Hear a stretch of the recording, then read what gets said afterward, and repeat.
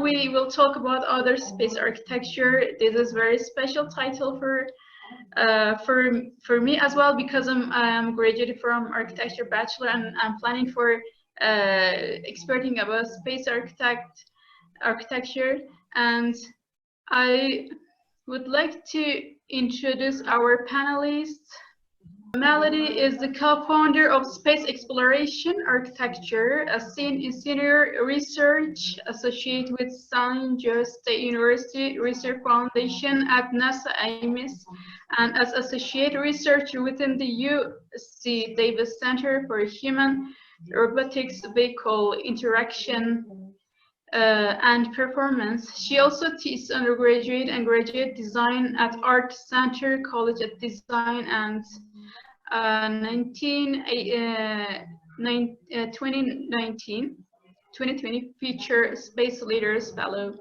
Her current work focuses on the relationship of advanced software hardware system for space flight.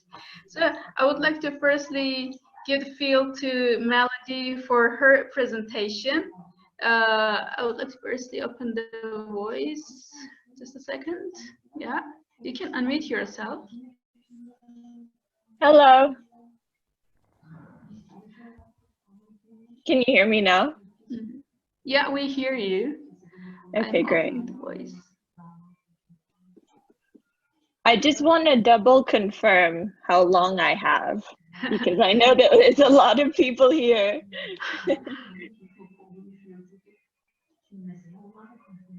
And I want to be sure that everybody has time to speak.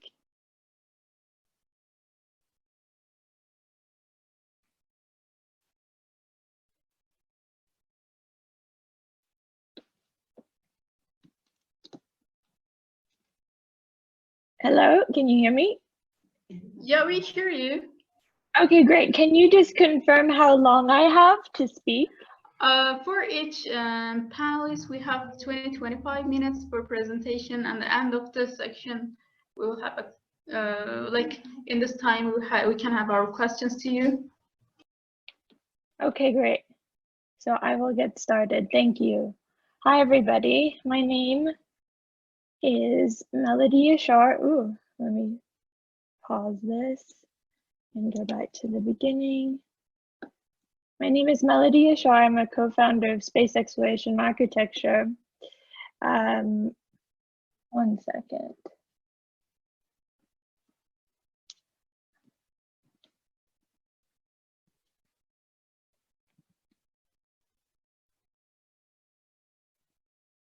Can you see my screen? Yeah, it's great. We see your screen. Okay. Awesome, thank you. So my name is Melodie. Thank you for the introduction, Elif. I'm a co-founder of Space Exploration Architecture. I'm going to tell you a little bit about some of our projects, some of the origins of the group, which I like to refer to as a kind of applied research practice, and some of our projects to date. The goal and the mission statement of Search Plus, which is what we call short for Space Exploration Architecture, is to conceive, investigate, and produce innovative human-centered designs which enable human beings to not only live, but to thrive in space environments beyond Earth. These are some of our habitation projects. A majority of them have been competition entries to NASA Centennial Challenge for a 3D printed habitat on Mars. Michael Morris has been a repeat winner of the NASA XHab Academic Innovation Challenge, which I have co-taught with him, as well as our co-founder, Rebecca Pellis-Friedman. And I'll tell you a little bit about some of these projects today, as well as our current project, which has been announced this week with ICON and ICON 3D, BARC Ingalls, and NASA Marshall. The common thread, the unifying theme in all of these projects and the work that we do is that we look to synthesize engineering constraints with human factors driven design innovation. Shortly after we had won the phase 1 challenge for a 3D printed habitat on Mars, we received an inquiry from Tom Stapleton at United Technology Aerospace Systems, which is now Collins. And he approached us with, as an example, a design problem where they were looking for a way to integrate their ECLIS hardware within a number of deep space habitat modules. So over the course of 2 years, myself and a few of the Search co-founders came up with basically a design thinking program where we ran a number of charrettes and came up with habitat integration concepts that look more along the lines of this.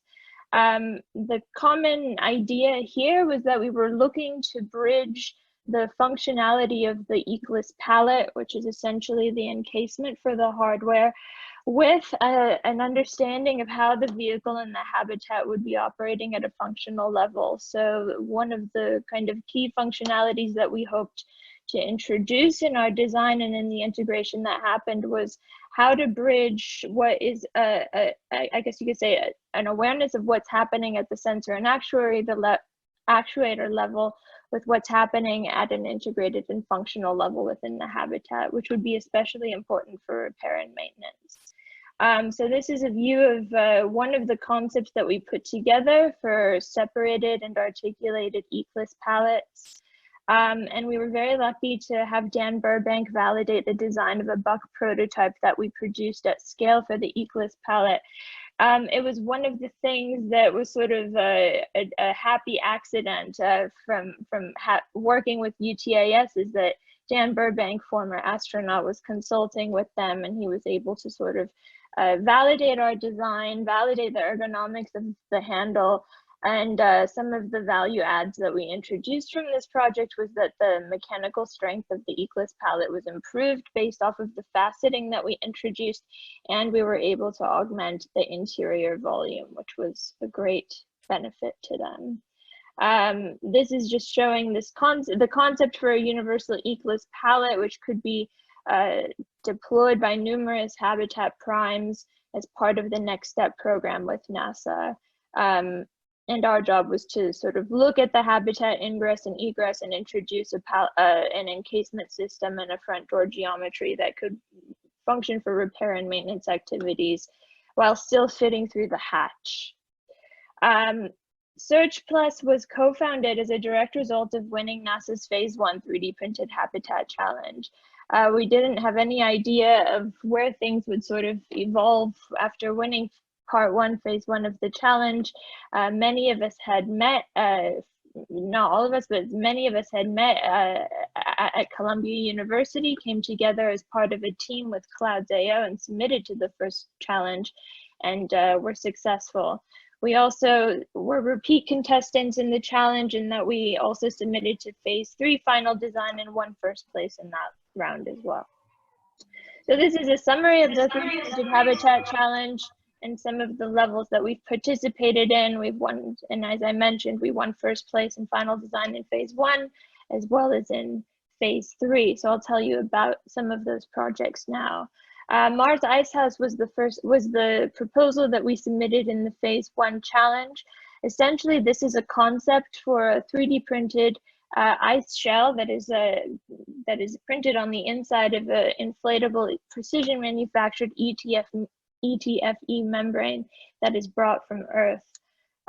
We were interested in the idea, we were interested in countering the common typological approach to go underground to shield astronauts against radiation. And of course, we knew that we wanted to introduce something above ground, and we were interested in this idea of a connection to the broader Martian landscape. So this was our idea for introducing a pressurized membrane with a 3D printed ice shell on the inside.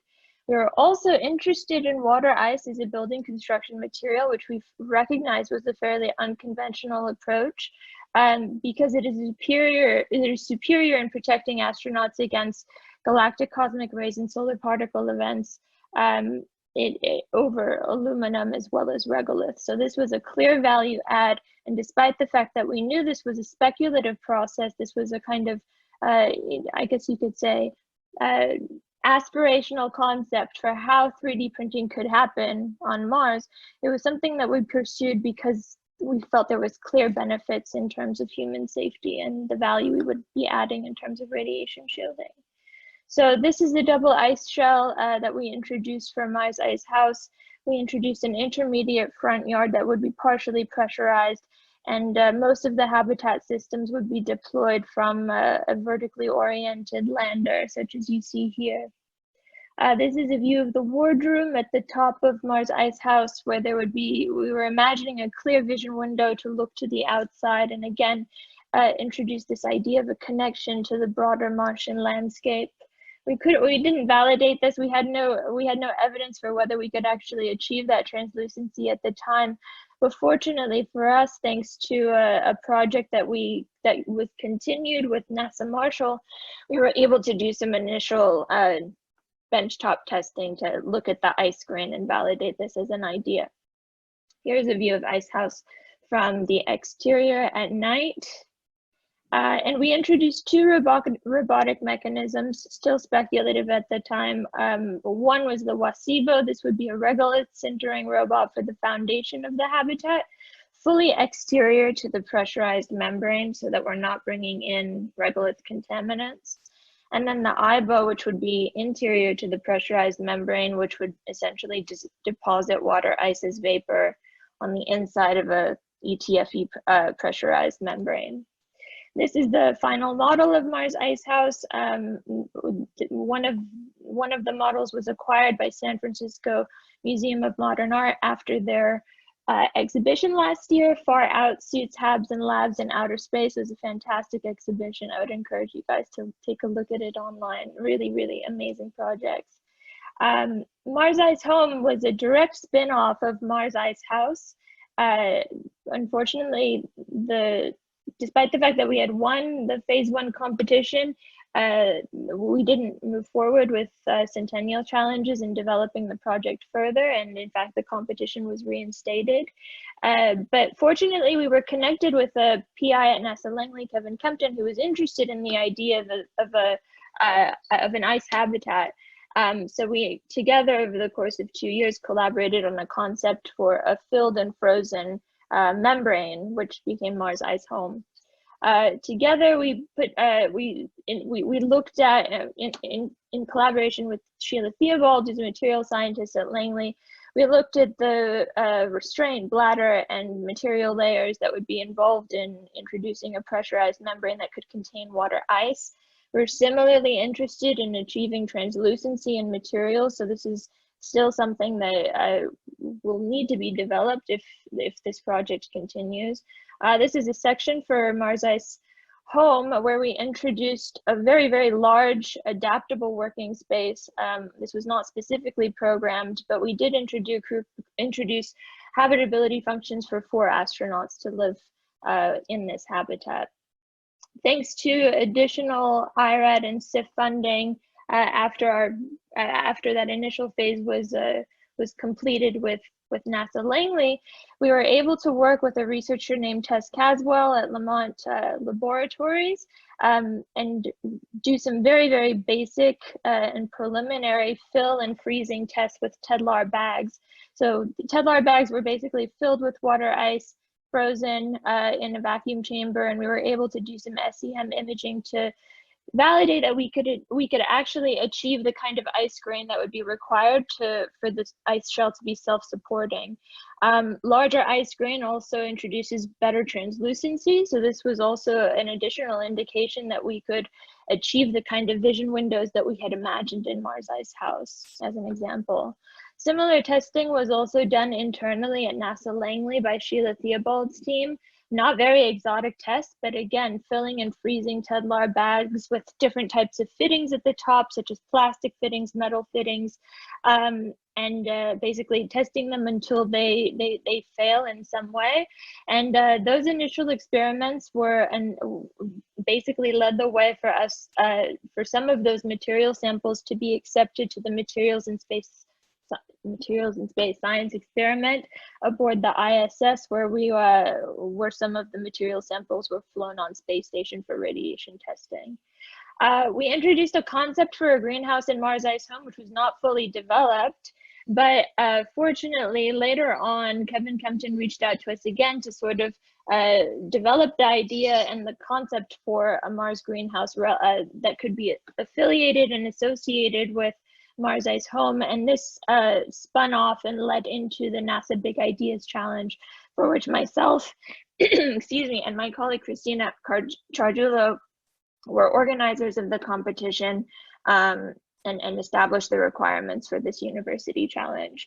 Essentially, the teams were asked to conceive and think about a concept of operations for a fully functional Martian greenhouse, thinking about the nutrient requirements, the operational requirements for managing and sort of maintaining the greenhouse in a future Mars mission.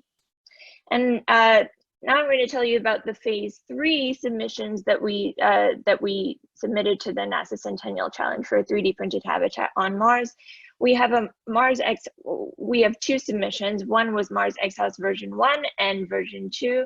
Version 1 introduced 2 inflatable membranes that are covered by an unpressurized regolith shell, and version 2, in a different approach, introduces a sulfur regolith concrete shell that is encased by a high density polyethylene inner layer and essentially becomes the pressure vessel for the habitat itself. We shifted our approach from after direct feedback from Centennial Challenges, where they were interested in concepts that could have the 3D printed shell be the primary pressure membrane. So that was the reason for the shift there. Mars X House, as I mentioned, was our concept in phase 3, and it's made out of we were imagining a sulfur concrete material as the regolith shell. This is a view of a rover approaching Mars X House. And we were collaborating with APIS Core at the time. They were based in Boston. Now they're based in San Francisco. And together we imagined how their current gantry system for 3D gantry system could be adopted and deployed on the surface of Mars. We were imagining at the time that we could use a Hercules single stage reusable lander. And so we sized most of our components and pre-integrated elements to deploy from there. We were imagining also that we also proposed a integrated core that could be deployed on the surface of Mars and enclose many of the ecless and mechanical components that would be brought from Earth, as well as some of the experimental modules that would be required for a lab space. And we also were thinking that that the high density polyethylene layer, because it would be safe to interface with the astronauts, would be printed first on the inside of the regolith shell, and thereby protecting the astronauts against toxic perchlorates. This is a view of X House at night. You'll notice that it is a vertically oriented scheme. We introduced an egress tunnel that wraps around the habitat. We felt that this was an important value add for the proposal. This is a view of the crew quarters on the inside of X House. We introduced crew quarters for 4 astronauts to live there over the course of 1 year. These were requirements that were given by Centennial Challenges. This is a view of the wardroom at the top of X House. We also introduced a water bladder at the very top, introducing a sustainable water resource where water could possibly be stored over the course of a mission.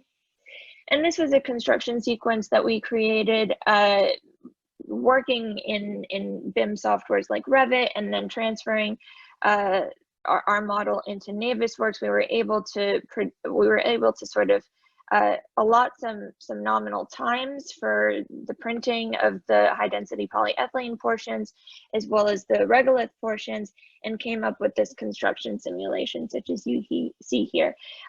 We were imagining that 2 printers would be required for printing the habitat, even though you don't see that here. And we felt that 2 would be an appropriate number for redundancy when constructing the habitat as well.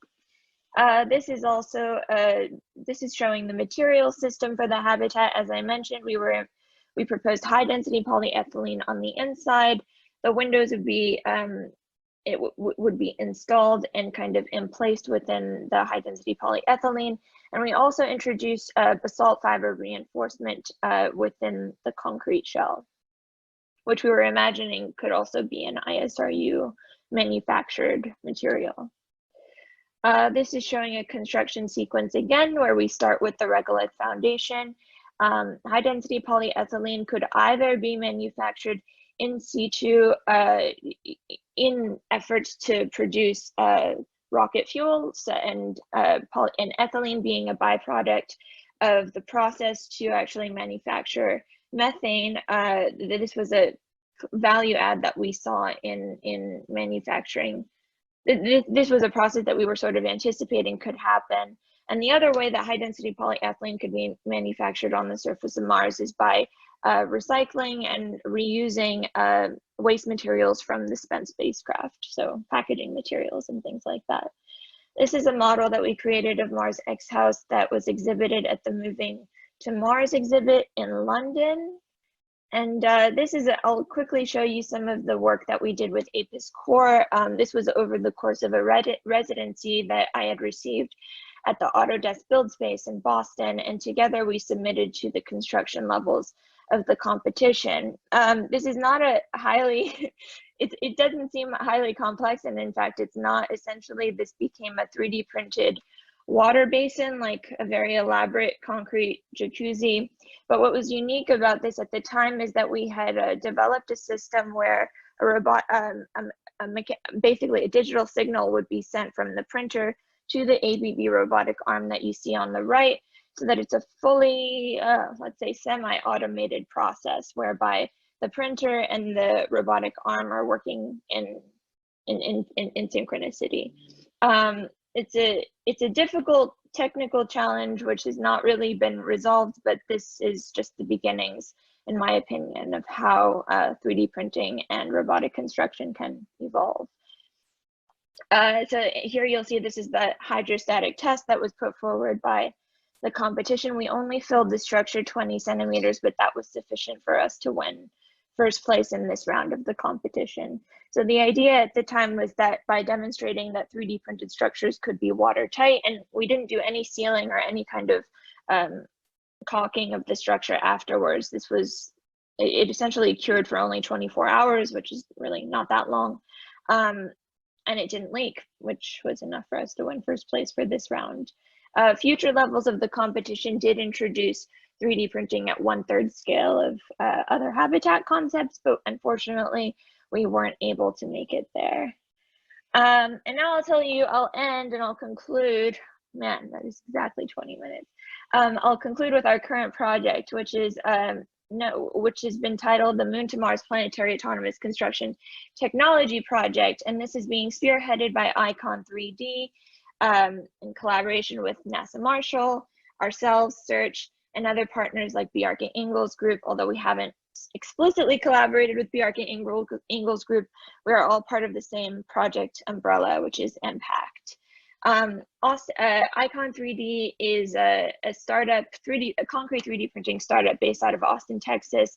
They are the only and the first US company to have a permitted 3D printed structure that is occupied. And they're also doing a lot of work in South America and in Austin for the homeless communities, which is fantastic. They have received an SBIR, and in collaboration with not only them, but individuals at NASA Marshall as well as the DoD, we came up with a list of functional requirements which could introduce dual use benefit for 3D printing on Earth, but also in the future in space. This was really the origins of this really became the origins of this project. So we were interested and excited about how we could introduce shared technology development goals, came up with this list, and looked at the ways that value could be added not only for advancing 3D printing in the short term here on Earth, but in the future on the moon.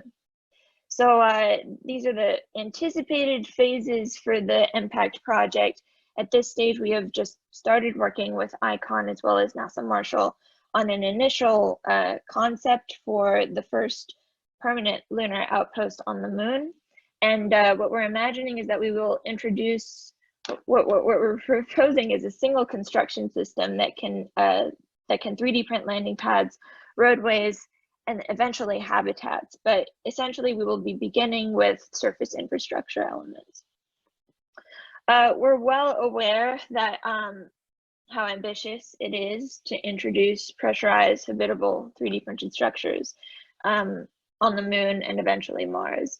And part of the work that we have been doing with ICON has been to sort of anticipate how we can incorporate and think about the integration of not only what are known as class 3 3D printed habitats, but also class 2 and class 1 habitats as well. So this is part of our kind of development timeline and roadmap for how we can introduce 3D printing on the moon and thinking ahead to how these structures will ultimately connect and integrate within an initial lunar outpost. And this is a sneak peek of the landing pads work that we have developed in collaboration with NASA Marshall and Icon 3D. And that's what I have for you today.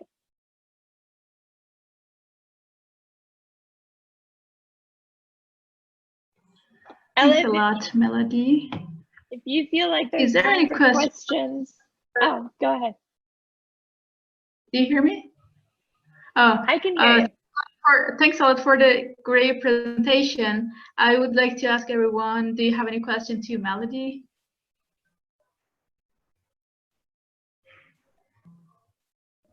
Hi, I'm Barbara. I actually have a question, Barbara Imhof. I'll be speaking later. Hi, Melodie. I'm always admiring the work you're doing with Search. I wonder, especially with the 3D printing technologies, do you have any roadmap for technology validation? Like, you know, what would be the challenges in validating the technology so that you can really execute it on the moon? It's not something, I think that, well, I'll speak to the current project that we're working on with ICON first, and then I'll tell you what I think personally. So the current project with ICON has not yet merged the habitation concepts with the technology development goals that they have to actually deploy an initial demonstration of what will be 3D printing on the moon. We can say probably using a CLIPS lander. So those are two very disparate threads. I think that some of the clear challenges and roadblocks that will need to be addressed are how to pressurize a 3D printed structure and ensure that the interior is actually safe for people to interface with in the first place. So that is something that has clearly not been validated and has not been worked on. I'm interested in, and I'm kind of myself thinking ahead to how we can develop human scale analogs of 3D printed structures to look at these ideas of how to pressurize them and what it's actually going to mean to introduce, you know, like functional living spaces that are not pre-integrated from the start on Earth. I don't think that's really ever been done before. I don't think that there are clear examples of that yet. So there's a lot left to be done. Thank you. Thank you. I have a question from our audience to Melodie. From CT, he asked that when you showed us the tentative schedule, was of the schedule to start building the habitat on the lunar surface? It's very ambitious. I think many of the kind of, let's say, many of the timelines that we see in the aerospace sector tend to be very ambitious. We're all very excited, and I would hate to say that I'm skeptical, but you know, I think everyone is working as hard as they can to make this a reality, funding permitted. Okay, thanks a lot. If there is another question, we can. I have a question. Yeah. Yes. Have you tried 3D printing with ice? That is, taking a 3D printer and putting it in a room where the temperature is below the freezing point of water, or outside when it's colder than freezing, and trying to 3D print something with water ice? We totally have, and past presentations, before we had done any of the large scale concrete 3D printing, we had, that's basically exactly what we did. We took super chilled water ice and just without any kind of, really any kind of mechanism, we just in a super basic, like, I guess you could say bin, we were able to demonstrate that we could create like some initial mounds of ice using a super chilled stream that just falls with gravity. But it really is the ambient environment which makes the difference there in creating those structures. We didn't take it much further than that. McGill University is one of the leaders when it comes to 3D printing in ice, and they have a full ice lab that they work out of. But all of their methods are currently using binding materials. We had been in talks, we had spoken with them about how we might advance that work further. But essentially they use a methyl ether binder for all of the work that they do, and they dissolve the binder to reveal an ice structure. So we were working in a super basic way, which was to create like ice mounds, I guess you could say, with no other binding or additives or anything like that. But they have a very robust technology that they've developed using binding materials. Okay, thank you. Thanks a lot. If there is another question, I would like to introduce Mr. Kastelier. He is currently the global head of design technology and innovation at Hassel Studio, where he leads design technology across all disciplines and regions. He previously co-headed the specialist modeling group at Poster Partners. He specialized in the field of large-scale 3D printing and worked with NASA and the European Space Agency on 3D printed Moon and Mars habitats. Mr. Kastelier is also a director of Smart Geometry, which is a non-for-profit organization that organizes a yearly international conference and workshop around digital design and fabrication. Thanks a lot for being with us and accepting our invitation. Hi, everyone. Hi, can everybody hear me? Good? Yeah? That's good. Should I just get started? Let me see. How do I do this? Share screen. Share. Let's see if I can present. Everybody see this? Yeah? All good? Fantastic. All right, well, first of all, thank you so much for having me here today. It's great. And thank you for the introduction. That's very good. So today's session is about space architecture. I actually don't call myself a space architect. I kind of still call myself an architect because, and space architecture is the one kind of a side thing I do in my field. I work for Hassel Studio. It's a large international design studio. We work all around the world on all sorts of projects, small, large, Australia, Asia, Europe, even the States.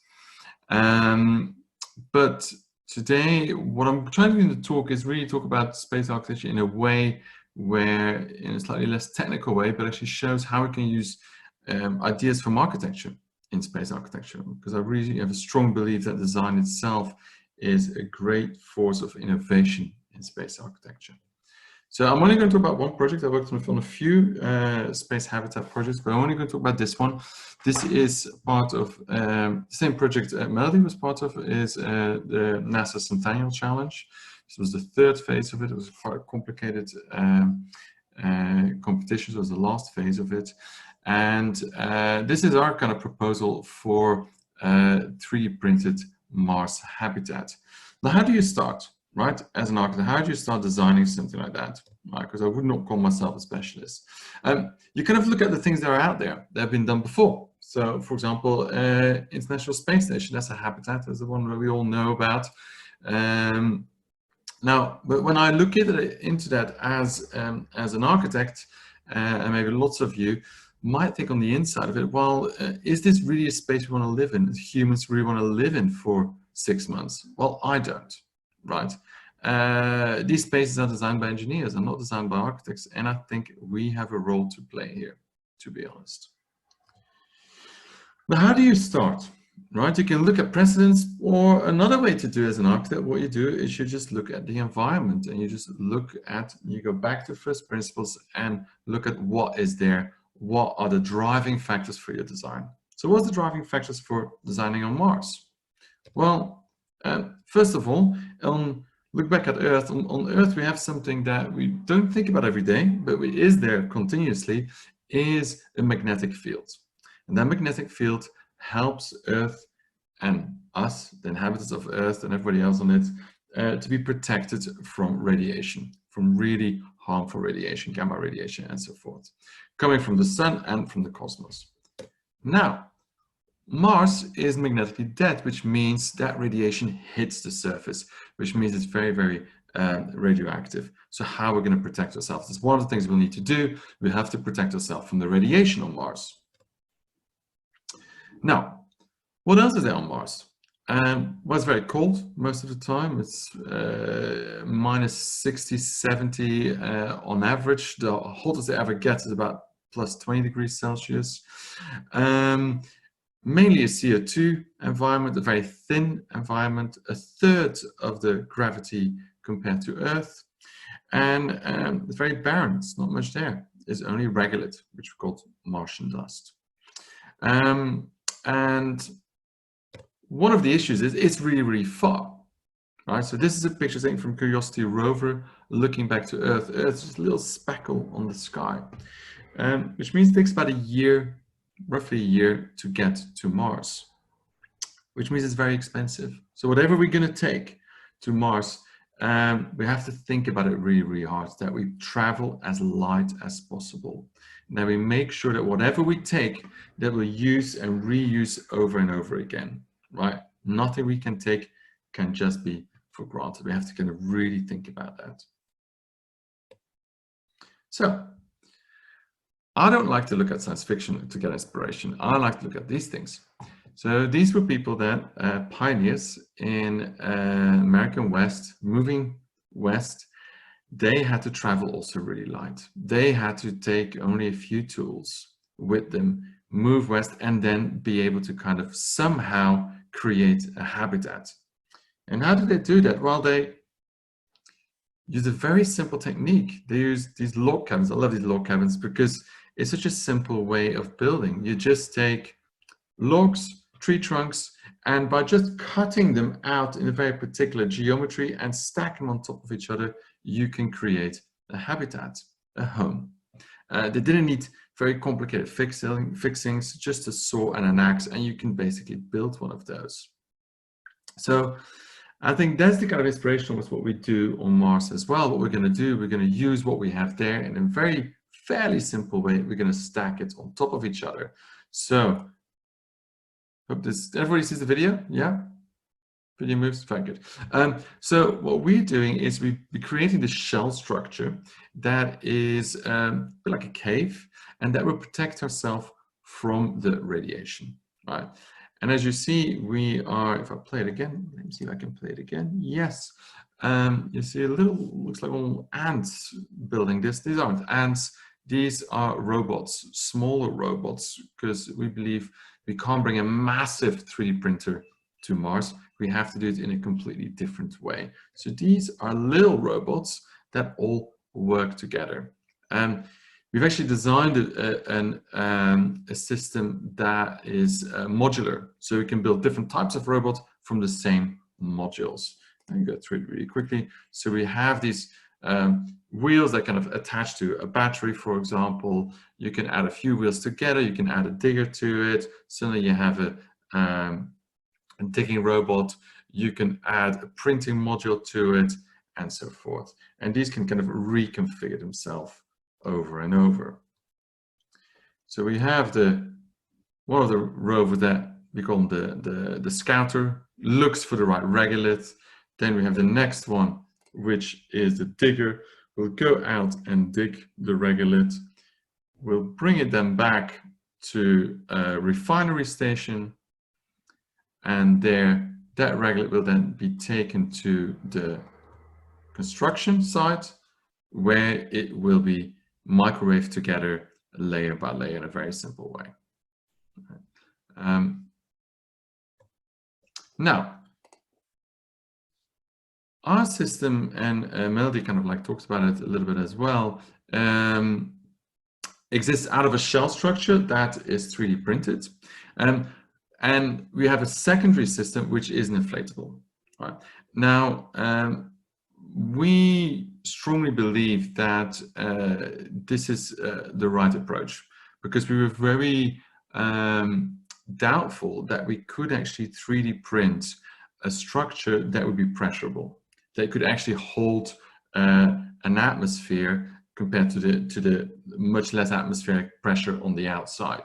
So we believe it's like a two-way system, where we have on the outside a shell structure, which is actually open to the environment, that protects for the radiation. On the inside, we have an inflatable, a pressurized inflatable, where the astronauts can live.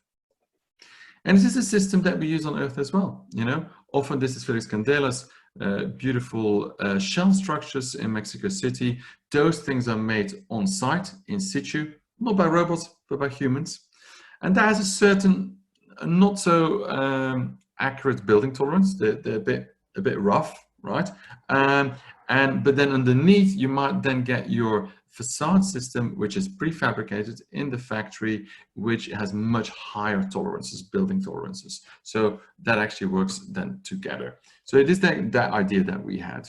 So we have here an inflatable that is compact. Again, you know, bringing something to Mars, you want to have it compact and light. So that's why we believed we can work with unfoldable and inflatable structures. Now, most of the things that we kind of embedded in our design wasn't science fiction. We kind of always based it on things that have been looked at before, right? So the inflatables, NASA has been looking at that before. I think Kriss Kennedy worked on that, this Transhab module that now is in a certain way also at the International Space Station. This is like the first inflatable element that's in the International Space Station. So yes, inflatables in space, it isn't science fiction, it is quite real. Another thing was, look, what we thought was really important is to have views out. So something Melodie looked at as well. It's important to kind of look out, we think, for the humans to be able to kind of see the environment. This is the famous cupola at the International Space Station. Now, that has these kind of flaps to kind of protect it. Now, we thought, well, let's use an architectural methodology and not an engineering, mechanical way to protect our habitat. So we start to look at these things. And this is a courtyard, right? Mediterranean courtyard. I think it's Tunisia, this one. And what's great about it is that it protects your inhabitants from direct sunlight and from heating up, but it still brings in lots of light. So that's the same thing we did with our habitat. We created a courtyard in the middle, which means A, you still get light in, indirect light in, but not direct sunlight. Now, direct sunlight on Mars is not important because it heats up your habitat. No, it's important because it brings radioactive radiation. So it's kind of the same techniques that we use designing on Earth, but for slightly different reasons. Another thing we looked at is, for example, looking at the ISS, is the rack system they have. So the ISS is basically built out of these kind of cylindrical tubes, and on the sides you have loads and loads of science racks. Now, we thought it was actually quite an inefficient, although it's designed by engineers, we thought it was quite an inefficient way of working. And we looked at another system that we quite liked on Earth, not very high tech. It's library archive systems. Now, you can actually get a high density of elements there of science or storage, but they actually are able to move. So you can, whenever you need to go in somewhere and need to access a book or a science experiment, you can just move them open and close them again. So that's kind of what we did for our habitat, which existed out of these 6 pods, each of them slightly different. There's a living pod, there's a lab pod, there's a greenhouse pod, there's a workshop pod. All of them had the same structure. It were these racks, but they were radially placed, so we can get a much higher density of usable space. So we didn't get these long corridors that we normally get, for example, in the ISS. So we thought it was a much better use of space. And you can see that here's the physical model we made that was also on show in that Moving to Mars exhibition in London. Now, the shell structure, right? You saw these little robots 3D printing the shell structure in my video. Well, actually, we're lying a little bit, right? It's actually not really possible. How do you kind of print something with an overhang? You know, in the end, it's going to collapse. How does that really work? Well, if you do a shell structure, and this is work by the Block Research Group at ETH, what you normally do, you need to have a support structure, right? So you build something first, and then you build the actual structure, and then you take everything, the support structure away at the end. That's how you normally do shell structures on Earth. So we thought, well, we maybe do something similar. Let's take again, look at inflatables. So we use an inflatable formwork. That would be the support structure for our printing process. So once the printing would be done, you could kind of like take away that inflatable out and then bring in the habitat inflatables underneath. But thinking about it, we thought, well, this is actually quite a complex thing to do. There's actually a lot of stuff to take. Even if it's an inflatable, it's still a lot of volume to take with you. It's quite a complex way to do it. So we thought, let's look back on Earth. Is there another way to do it? So we looked at Sana's Tashima Museum in Japan, and there's a beautiful shell structure, and they have a very simple way of building it, which was earth formwork. They actually made a heap of earth, did the concrete on top of that, let it set, and then dug out the earth afterwards. So we thought, well, isn't there a way for us to do that, right? It might take a bit longer though. So this is how we would do it, printing only the outside shell and layering lots of regolith in the middle. And then in the end, on the top right, you can see we can take the regolith out. Now, first we start to think, well, is it actually really feasible? Because it's going to take a long, long time to do this. Now, luckily, we were working with a group of space engineers and system engineers from Cranford University. And while we were doing our design, they were doing the system engineering. And that was actually a really great way of working, because we could always immediately check, you know, what we propose, what we design, is that really a feasible way of doing it? So we checked it with them. So, you know, filling the whole habitat with regolith, loose regolith, how much longer would it take? And it would take another year extra. And we thought, well, you know, one thing we have in space is time. So let's go for that solution, because it took longer, but it was a simpler solution. And I think these collaborations are actually quite important. You kind of see these are two drawings which I think is really crucial on our project, because on the right-hand side, we show the architecture and how the architecture comes together. And on the left-hand side, we show the mission architecture, which is how everything gets there. And I think that is actually really important when you work in architecture, and particularly in space architecture, is how does it get there? How big does it get? How small? How many launches do you get? And so forth. So that on the left-hand side, really, that drawing was not done by the engineers, but all the data behind it was provided by them. And this was then us being able to build a one-to-one full mock-up at the Design Museum in London earlier today, just before the global pandemic happened. You see, we kind of built the inflatable. We built a big video wall where you can see what the view would be from the habitat.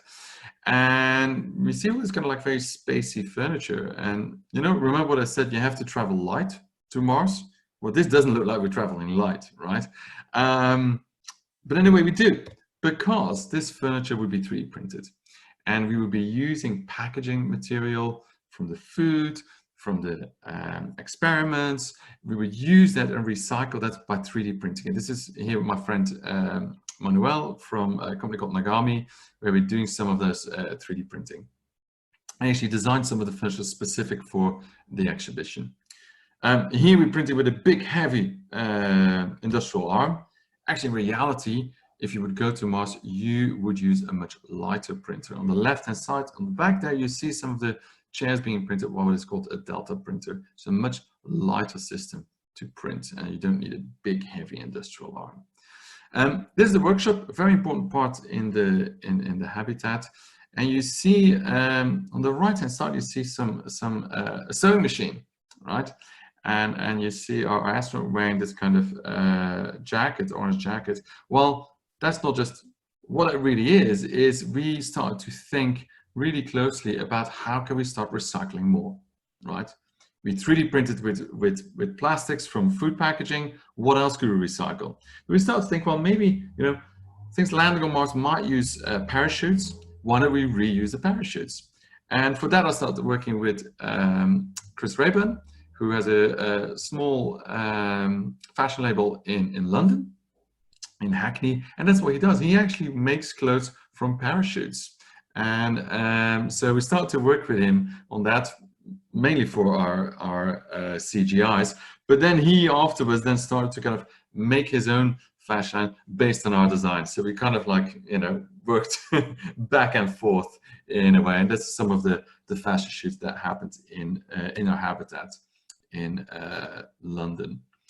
And I think, yes, that collaboration is, there's a couple more pictures of that full mock-up, where we have on the right-hand side the rack system, which you could indeed also move around. I think I might have a picture of that. Yeah, you can see it here. So this is the rack system. That could be a lab, could be a workshop, could be storage, and actually radially moving about, and then linking back into for electricity and water and anything else in the kind of an upstand that would have all the systems in. Now, I think I'm gonna, if I have a few more minutes, half a century ago, I'm gonna finish with this video. Can anybody hear the sound on it? First step on the surface of the moon. Yeah? Today, Okay, there I'll is just play renewed this. passion to explore for our next human endeavor. Mars, the red planet, further than any human has ever been. We face many challenges: remoteness, no livable atmosphere, high radiation, dust storms, and extremely low temperatures. Before any humans set foot on Mars, we must first design a protective shelter. We will protect our astronauts from radiation with a thick 3D printed shell structure using Martian regolith, which works great in compression but does not perform well under tension.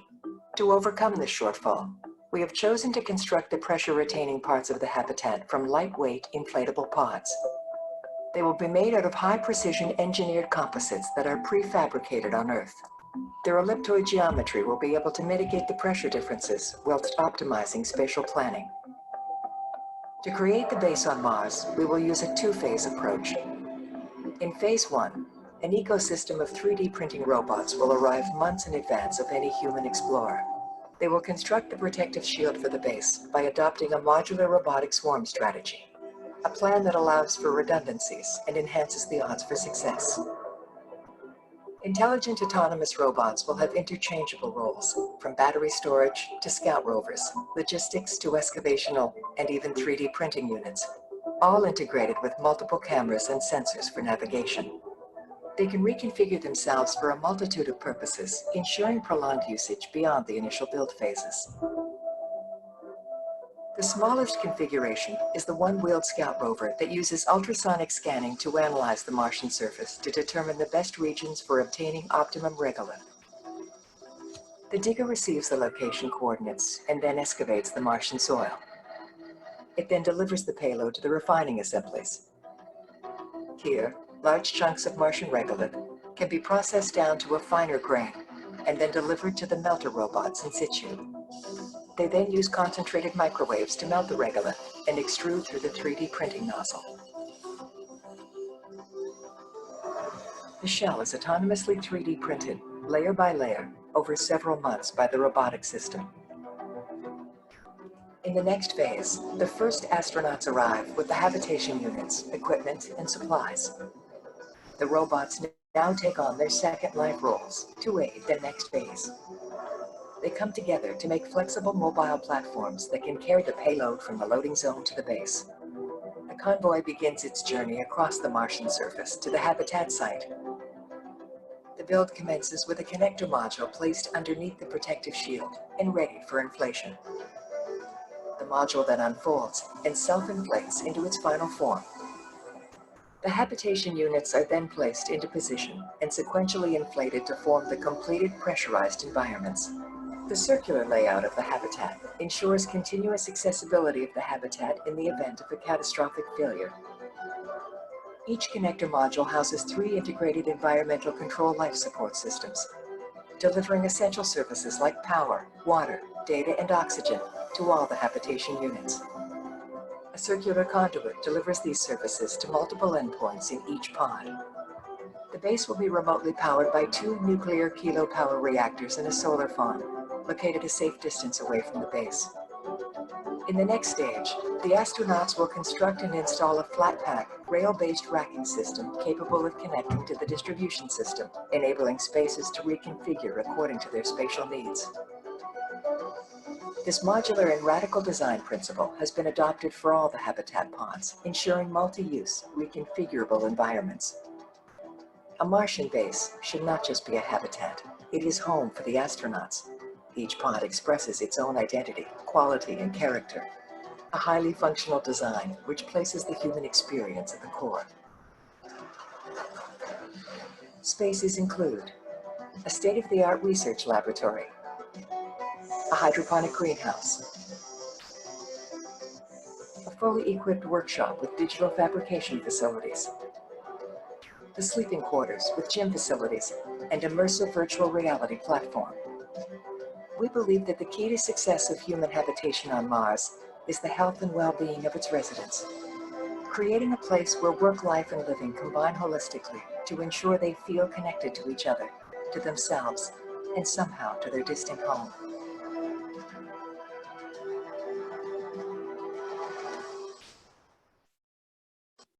All right, that was it. Thank you.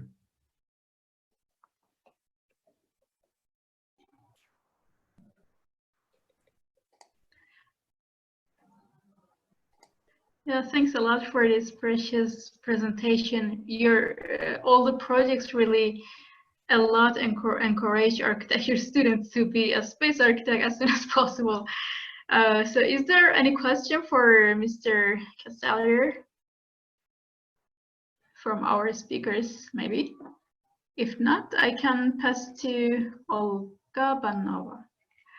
Olga Bannova is a research professor at the University of Houston's College of Engineering, director of the Master of Science in Space Architecture program at Sasakawa International Center of Space Architecture, an academic leader in the field of space architecture and in planning and designing for facilities for extreme environments on Earth.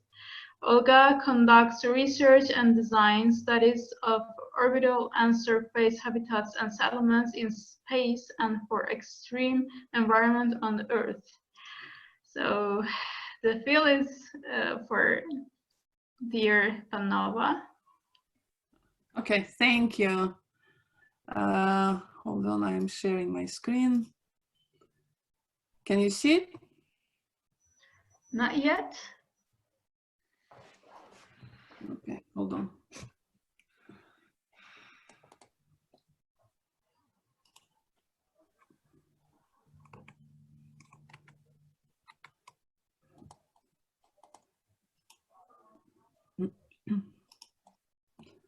Okay, now you will see it. Yeah. Okay. Yeah. Okay, thank you very much for the introduction.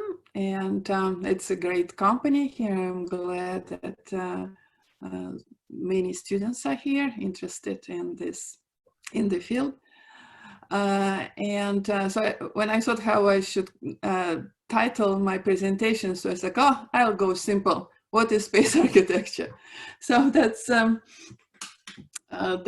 we have been teaching and having this program since 2003, but the center was created much earlier than that. So, and the founders of the program of the center Git Trotti and Larry Bell. So they actually worked on projects for space station freedom, and which eventually transformed and became the foundation for the idea of the International Space Station.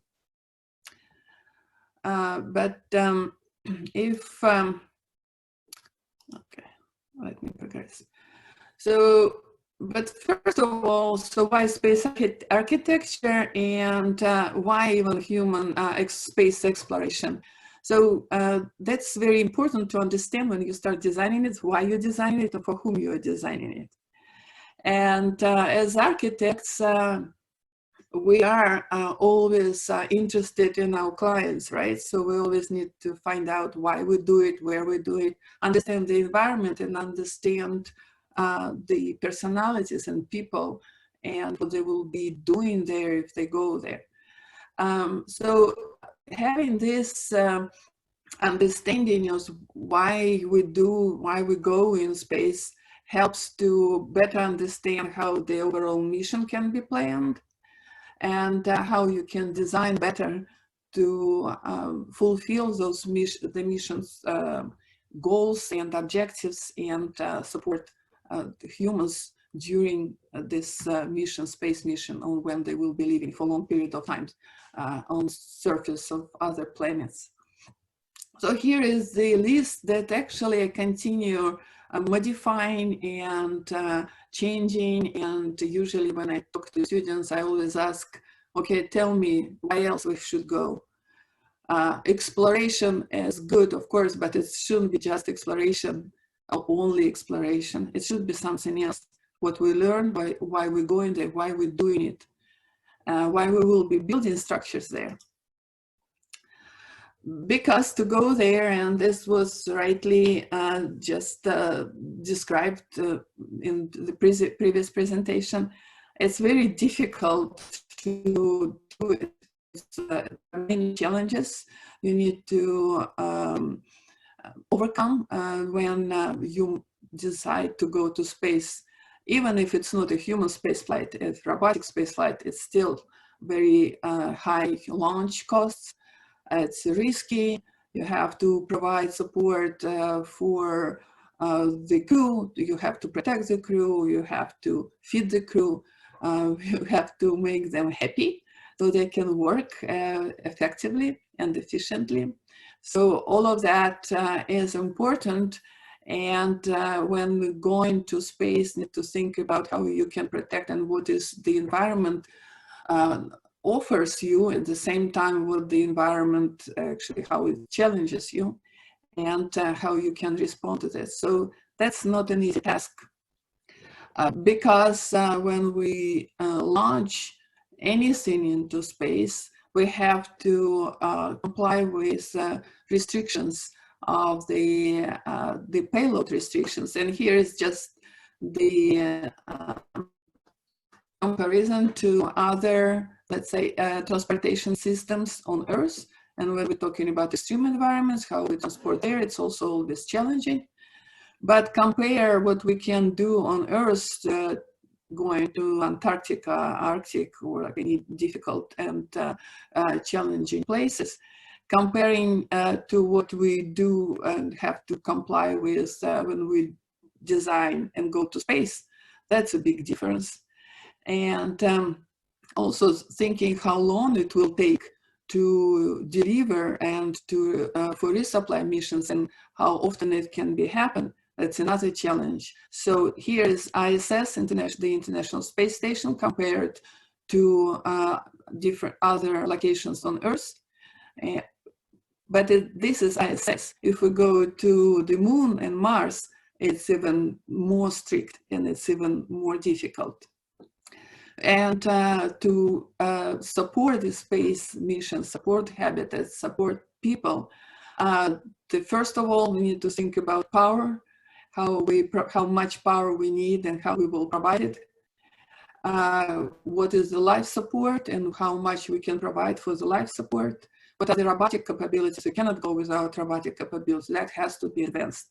All this technology has to be very advanced. As you saw for 3D printing, that is heavy equipment, heavy machinery has to be launched and then landed and then deployed on the surface of Mars. So it's not an easy task. How all the repairments and maintenance, how resources should be on the surface of Mars or Moon or asteroid or Phobos or Ceres or Titan, if we go there eventually. So what can be done inside the habitat, how we can, again, use our resources in the most efficient way. And again, the mission is only successful when the crew survives, right? And we always want them to come back home safely. So that's the thing, how you can provide for that. So I'm talking about power sources, not only to supply and support all the equipment on board, but also how you talking about space flight, what kind of propulsion system you use, how you build it all together as a spacecraft that will deliver your payload and your crew to the destination where you want to go and back home safely as well. So how it can be maintained and designed. So those all these components, even though, of course, as architects, we are concentrating thinking about how we can provide the best habitability for the crew. But the habitat itself is won't fly, right? It has to be part of the spacecraft, and how all these components are connected together. That is the architects and space architects' task. Again, as I said, there's supply and support. That's also important, how you can do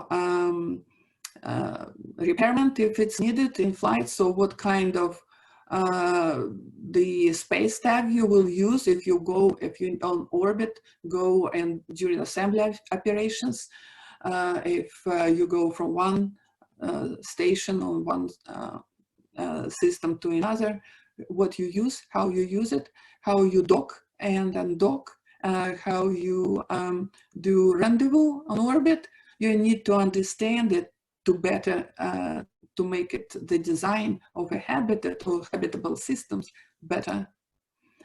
Again, space or microgravity during the flight on orbit, and then partial gravity conditions are presenting a lot of challenges to the crew, to humans, for their physical health, to cardiovascular system, to the bone structure, to all the fluids are shifted up in the head, all of that. But partial gravity conditions, we don't even know how they will human a long period of time. So what we need to provide for them, and so far it's decided that we still need to provide a lot of exercising capabilities for the crew. They have to do it almost at the same capacity as they do on the International Space Station.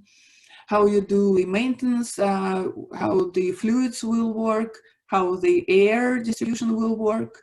In microgravity especially, everything has to be pushed right around, so otherwise it will be stuck. You need to provide the airflow, you need to provide the water flow. All the systems are working under these different pressure conditions, as also complicated.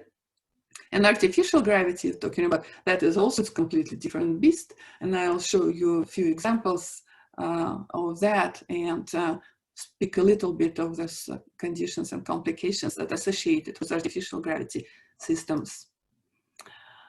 But again, regardless of what materials are used, when we design for different pressure, it has to be a pressurized structure, which means it has to, well, the best pressurized structure would be a sphere, because the pressure, internal pressure, will be distributed evenly. So it's most efficient way, but it's hard to deal with it from architectural point of view. And it's, we still have to have, again, docking mechanisms integrated in this structure and all of that. So ideal sphere is not possible. And but something close is a toroidal structure or like oil tanks type of structures. That's the most common, and that's what these pressurized structures, how they look like. And that's the reason why they look like that. It's because you need to take care of that internal pressure that pushes the walls out under great stress. So you have to provide the integrity of the structure, and it's the best way to do it, to have it either circular or cylindrical type of geometries. How you arrange inside it, it's problematic. It's, again, I said, from architectural point of view, it's difficult, but it's doable.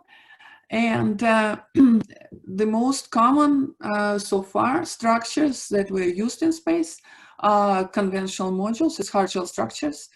And again, you see these examples, it's Skylab and this Mir space station, this Russian space station, this American space station, and then the International Space Station. So all of them are using conventional type of modules, pressurized modules, and this aluminum shell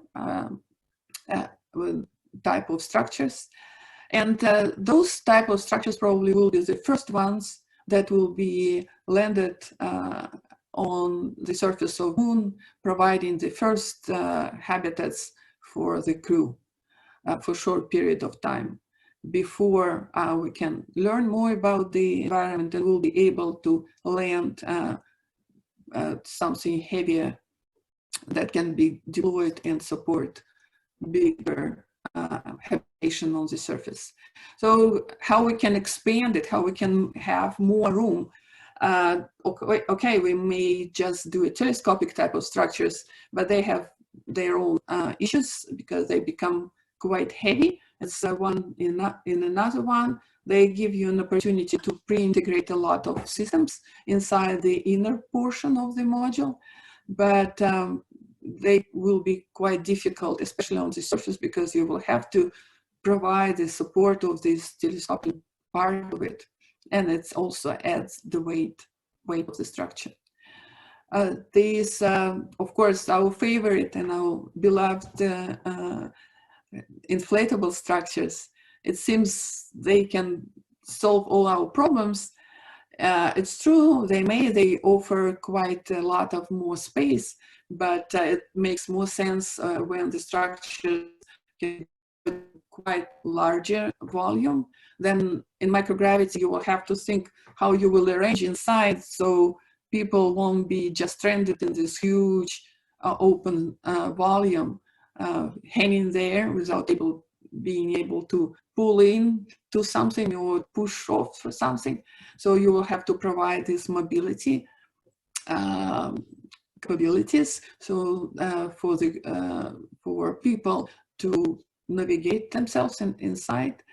On the surface of the planet, of a planet, that will be another thing, that because you have to bring all the equipment and pack it inside the core or somewhere, and then you need to bring it inside after the inflatable is deployed. So how you will and what you can pre-integrate in this core of the inflatable or part of the hard shell portion of this where inflatable will be deployed from, that's also not that easy, and it's not challenging. Also remember that the walls of the inflatable structure is not just one layer of fabric, it's quite thick structure. So packaging is a big issue, and how much you can pack and how much you can put inside your launch system is also still a challenge. But it gives you more opportunities to arrange interior spaces. You can put like an toroidal structure. Here is an example of a greenhouse that is put around the core, and all the systems are in the core and distributed to the plants around it. You can put it, as I said, in orbit for in microgravity conditions, and that gives you more room where you can do more things, and you can provide better zoning. You can offer the crew to do more things that they can do for their own conditioning, and so for taking care of their psychological challenges that they have there during the flight, so they can have more room for different types of activities. Again, in microgravity, as I said, I'm thinking about physiological and psychological issues and how you can design that design will help humans to deal with it, and what you can provide for them, how you will arrange the interior of your habitats in the way that the crew can exercise and do different activities either at the same time or in different times. You may think about artificial gravity, and here is an example that the project was done for Bigelow Aerospace when he just started thinking about his space hotel. And the idea, so students of our center designed an artificial gravity science and excursion vehicle for 100 passengers that would go around the moon and back to Earth, and will also have an artificial gravity that will be rotating environment. So these habitats on both sides, and the core starts rotating, and that's how you create this artificial gravity simulation. Here's another example of the systems where the habitat is located on one side, and the other side is only repair and storage module that provides a counterweight during the rotation of the whole spacecraft. All these systems are in the core, and then they will be distributed to the habitation. Every habitation module also, of course, has life support system, independent life support system. And for periodical maintenance and repairment, so they will have to be retracted back to the core. So it's constant changes between microgravity conditions and artificial gravity conditions, which is not easy tasks, not only for humans, but also for systems. So before building something like that, and it's very huge and big structure, we need to test it. And so this another project was master thesis of one of our students, and proposing a test bed for low Earth orbit, where we can test for short periods of times how systems will work, and then also see how humans can adapt for rotating environment, especially if they change their orientation within the habitat. So that was proposed to first start of the ISS, and using pre-chow module and 2 crewed Dragon modules, and progress as tag to go to separate from the ISS, and then on tethers to crewed Dragon modules will be stretched from the core, from the pre-chow module, and start rotating for a short period of time till the power supply lasts, and so the testing will be done and then comes back. So at least it will the cheapest way to figure out if it will work or not. And eventually maybe we can build a variable gravity life science facility in orbit, where you can, before going and doing a lot of things on the surface of Moon and Mars, maybe we can test in orbit. And here is in the core, it will be 0 gravity conditions, so microgravity conditions, and here is 1/6 of gravity, and here is 1/3 of gravity, where we can test the systems before going to partial gravity conditions on those celestial bodies. Again, we already talked about radiation, right? And radiation, micrometeoroids, and extreme temperatures, also challenges related to the environment that we have to deal with and design for on Moon or Mars or anywhere else outside of Earth. Then inside, of course, it's confined spaces, the very challenging terrain everywhere there. There is no infrastructure unless we build it, right? And from the very beginning, there are very scarce resources. We don't know what we will find out there till we go there. And there is almost, well, only transportation we will have. We have to bring it with us. And probably we will start with unpressurized types of rovers first before we have pressurized systems there, mobility systems there. So of course, 3D printing, it will be cool. But again, it will require quite a lot of infrastructure to be deployed to begin with, and site preparedness, and to process regolith. It's not like you just scoop something from the surface and you start 3D printing. A lot of things have to be done. ISRU, which stands for In Situ Resource Utilization, have to be in place, and all this technology should be already also developed, or developed to the level where it can be tested in situ, and after a few final fix can be already working. Thinking about how to land this stuff, the landing is not easy. And Melodie mentioned that all their proposals for 3D printed habitat on Mars, all those elements were designed to fit in this lander. Well, the lander is not there yet, so it has to be designed still. Still will be a huge thing probably that will land on the surface, how you even put stuff from the lander down. So every single element needs to be thought through from the very beginning to the very end of its life. So when it's designed, when it's built on Earth, when it's launched, how you transport, how you land, how you take it down, and how you operate it, maintain it, and all of that stuff. And believe me, that's all architects' tasks. Okay, for radiation, maybe we bury systems under regolith, but without retaining walls, it can become quite a huge structure, and also will require a lot of 3D print, and also will require a lot of time and resources. Or we can have deployable shelters inside the habitats to protect the crew from solar particles events, since they only last for some relatively short periods of time and only periodically happening. But cosmic radiation will be an issue anyway. It's always.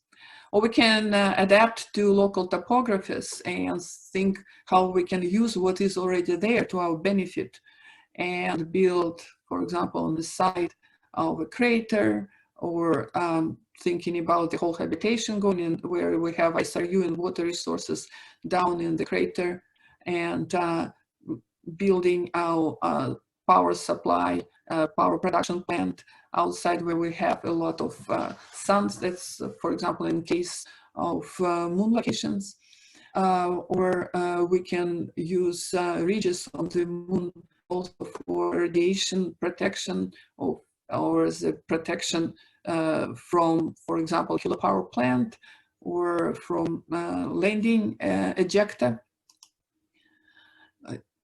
So this is an example on this, on the slide, or slope over crater design, or maybe lava tubes. But lava tubes is also very unknown environment. We know even less than we know about surface of Mars.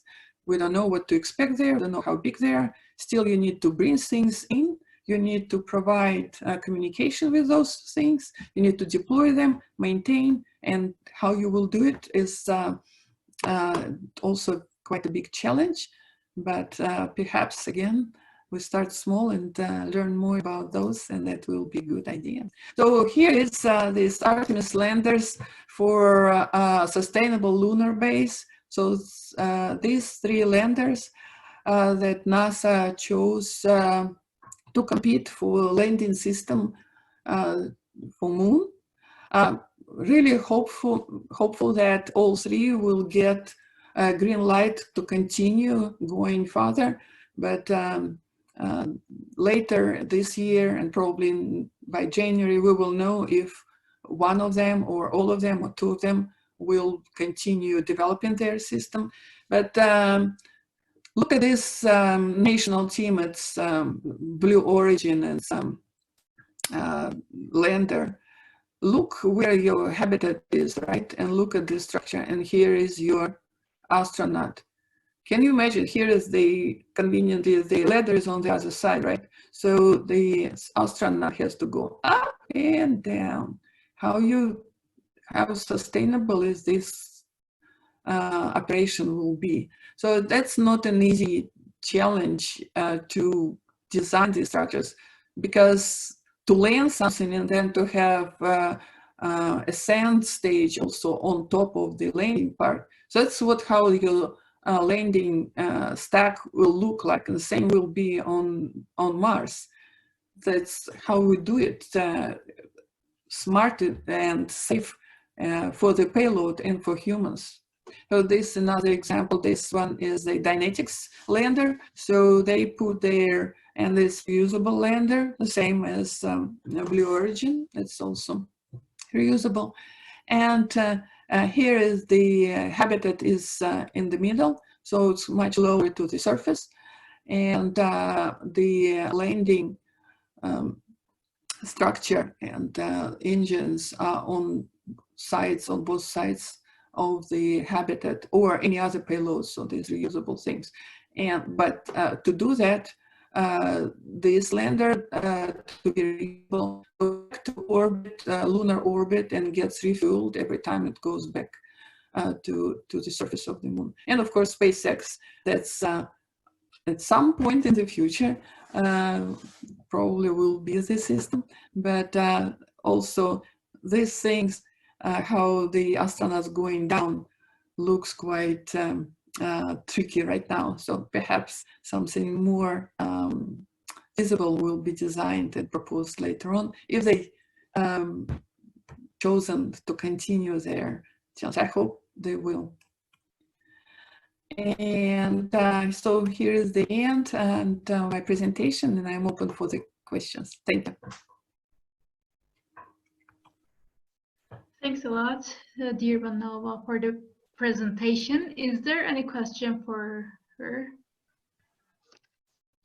If you have any question to her, we can ask. Or May I have, it's Barbara again. Olga, great presentation. I wonder which of the, if you would be able to get, get a ticket to the moon, which one of the three options would you take?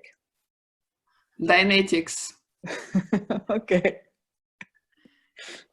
And why? Well, it seems to me that they thought through quite well, so how this payload is. And again, I don't want to go on that ladder. I'm sorry. And with SpaceX, again, I love it's very, great concept, looks cool, of course. But I hate to think if something happens with that elevator and you're stuck on this surface. So I guess, and again, I had doubts about the landing system because, again, thinking about Morpheus lander, I don't know if anybody is familiar with that. So Morpheus lander, it wasn't for human for human spaceflight and landing on the moon, but they started with 4 engines. They couldn't synchronize it, so they kept making it smaller. That they have 3. And they were crashing all the time, all the tests here on Earth. They ended up with 1 engine because it was the most, the easier to control, and it was the most controllable landing. But apparently Dynetics, they did test this system, and they figured out the communication, so it's stable landing. Again, Morpheus was years ago, but this is a new technology. So I don't know, which one would you take? Well, I'll join you on the Dynetics lander. Okay, it's 2 of us. It's already a good company. I have a question to you, actually. Do you think that after we move to a land of space, do you think that we can find a new material for architecture?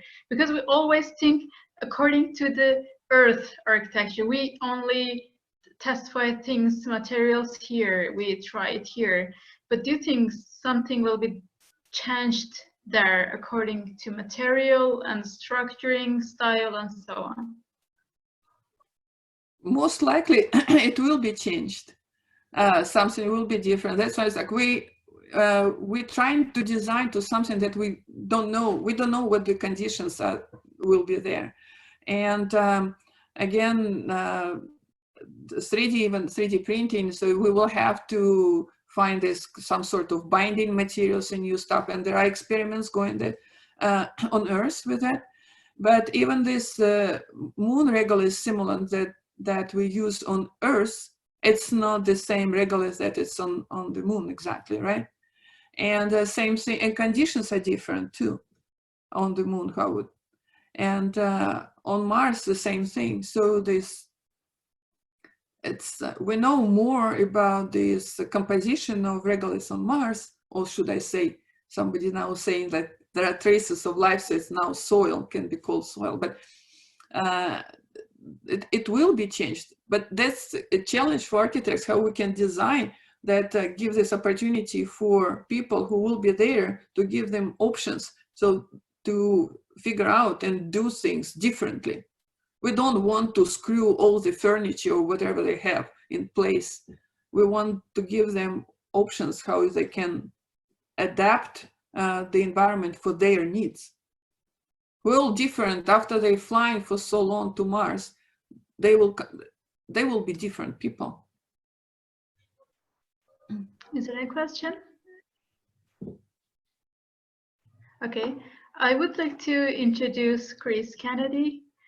He is an architect and space architect at Techni Architects. He provides leadership, project management, strategies planning, space architecture, aerospace system engineering and integration, and exploration habitat expertise for future human exploration missions.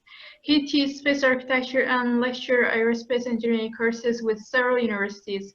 He experts knowledge and published in the technical research field of space architecture, deployable and inflatable structures, exploration habitats, habitation system, lunar and Mars base design and mission planning, space technology roadmaps, crew systems, crew health and performance, and strategies planning and integration. Thanks a lot for accepting our invitation, dear Kennedy. The field is yours now. Well, thank you. Can everyone hear me and see my presentation? Yes, we hear you, and the presentation is on the screen. Thanks.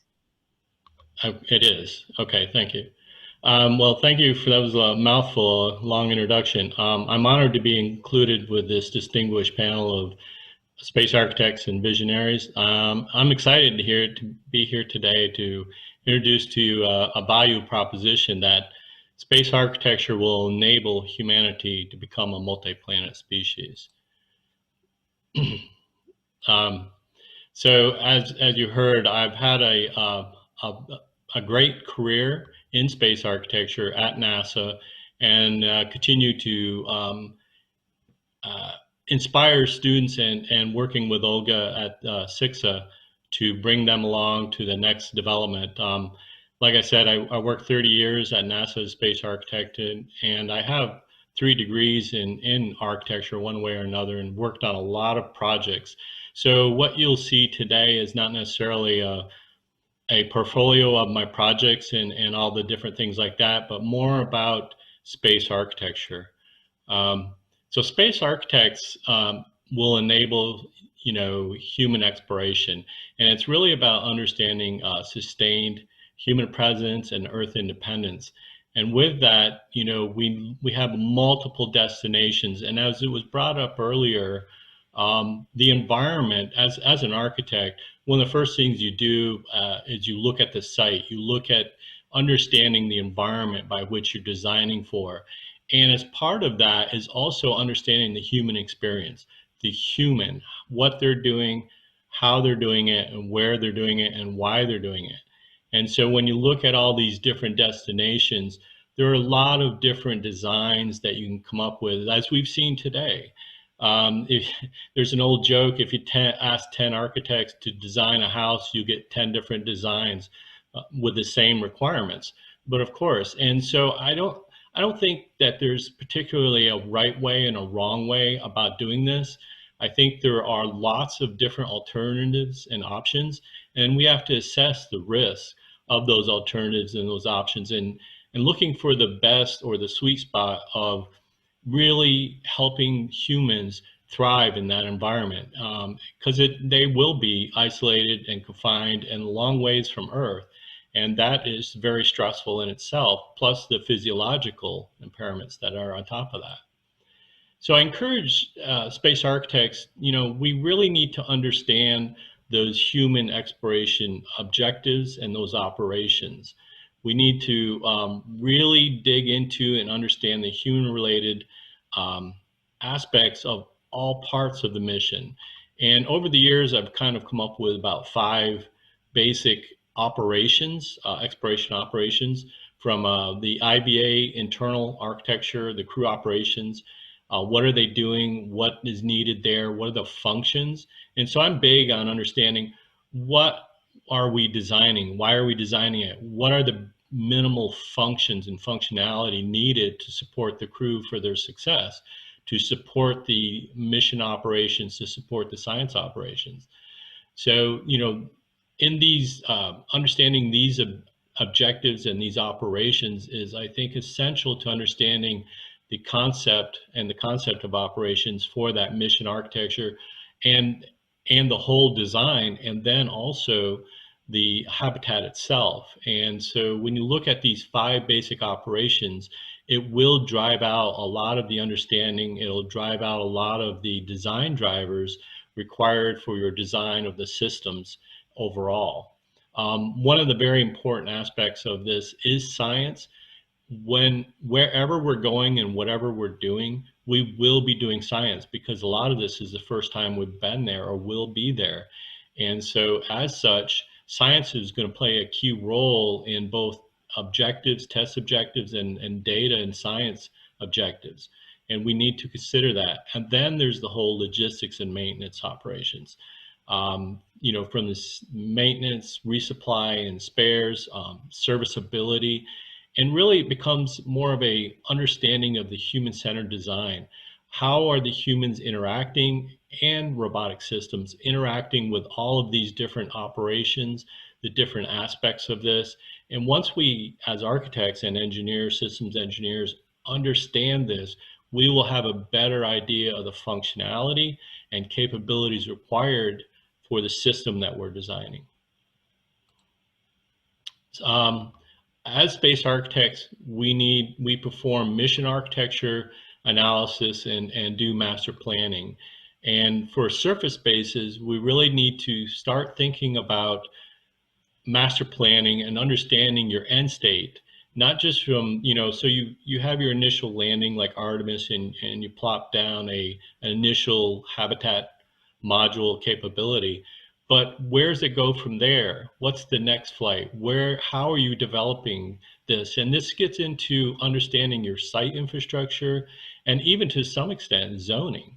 So we really should be pulling on our terrestrial architecture teachings and knowledge from the centuries of learning, and also the International Building Code, and see, not just from a NASA standards and NASA building perspective, but from human here on Earth architecture building perspective, and see what of those standards and codes would be applicable. This has not been done before, and I think as we move forward as architects, we have a responsibility to really begin to bring our earthly architectural experience, merging it with the space environment, the space architecture goals and objectives that we want to achieve.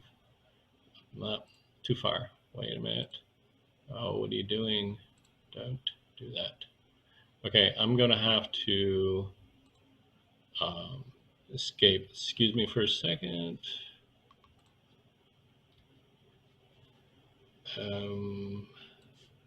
Sorry about this. I'm going to do this because I'm losing my chart. Okay. Sorry about that. So can you still see this? Yes, okay, good, sorry. I don't know why I was skipping that. But Mark Cohen and I developed this idea of classifications of space architecture, space habitation, I should say.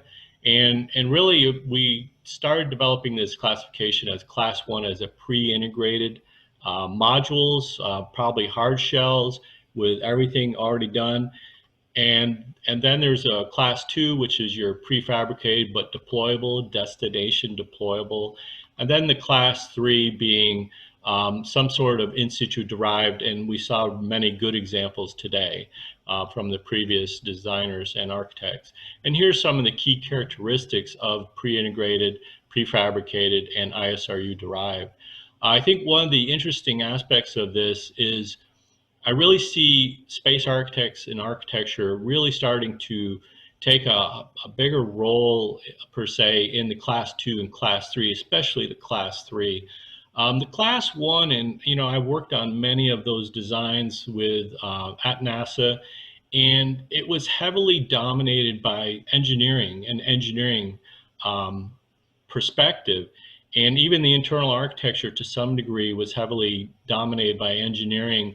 And it was pointed out earlier that if you looked at the internal architecture of space station, it's not a desirable place to live, especially long-term isolation and confinement. And I think that's where we need and will need to have this aspect of architects and space architects taking on a more bigger role, especially as we start moving towards these class 2 and class 3 type of structures. Okay, let's see if I can get this to work now.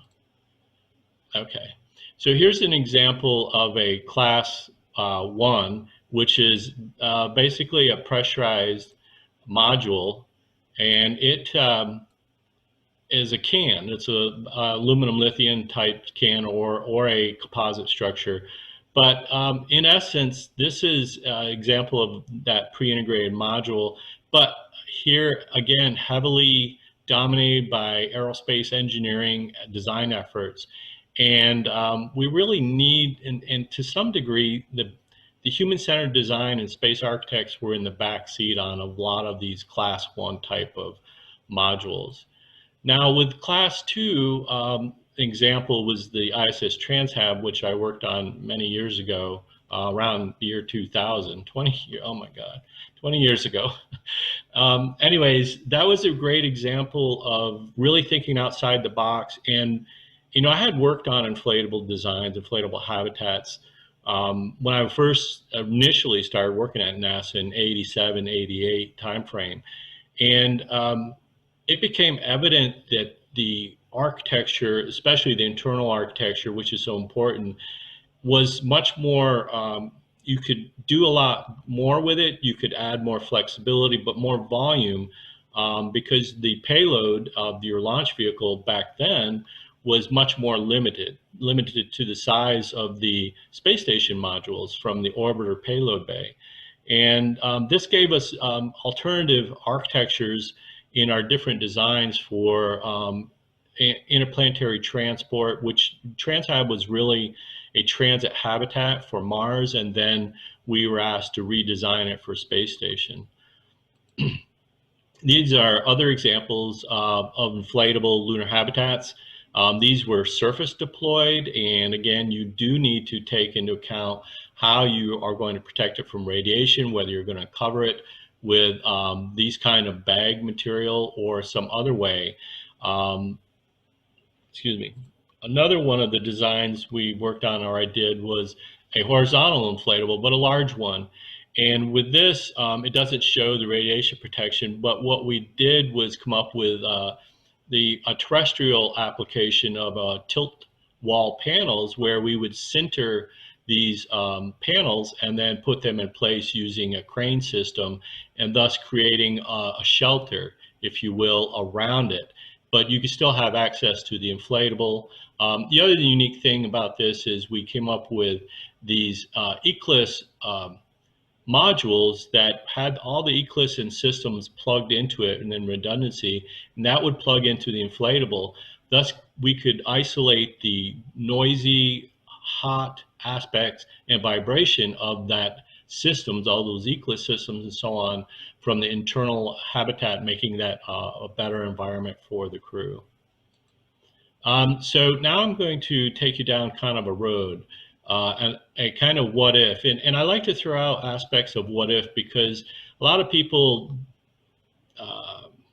they have biases. We all have biases, and they throw out ideas, but then they just throw them away and say, well, that's all can't be done.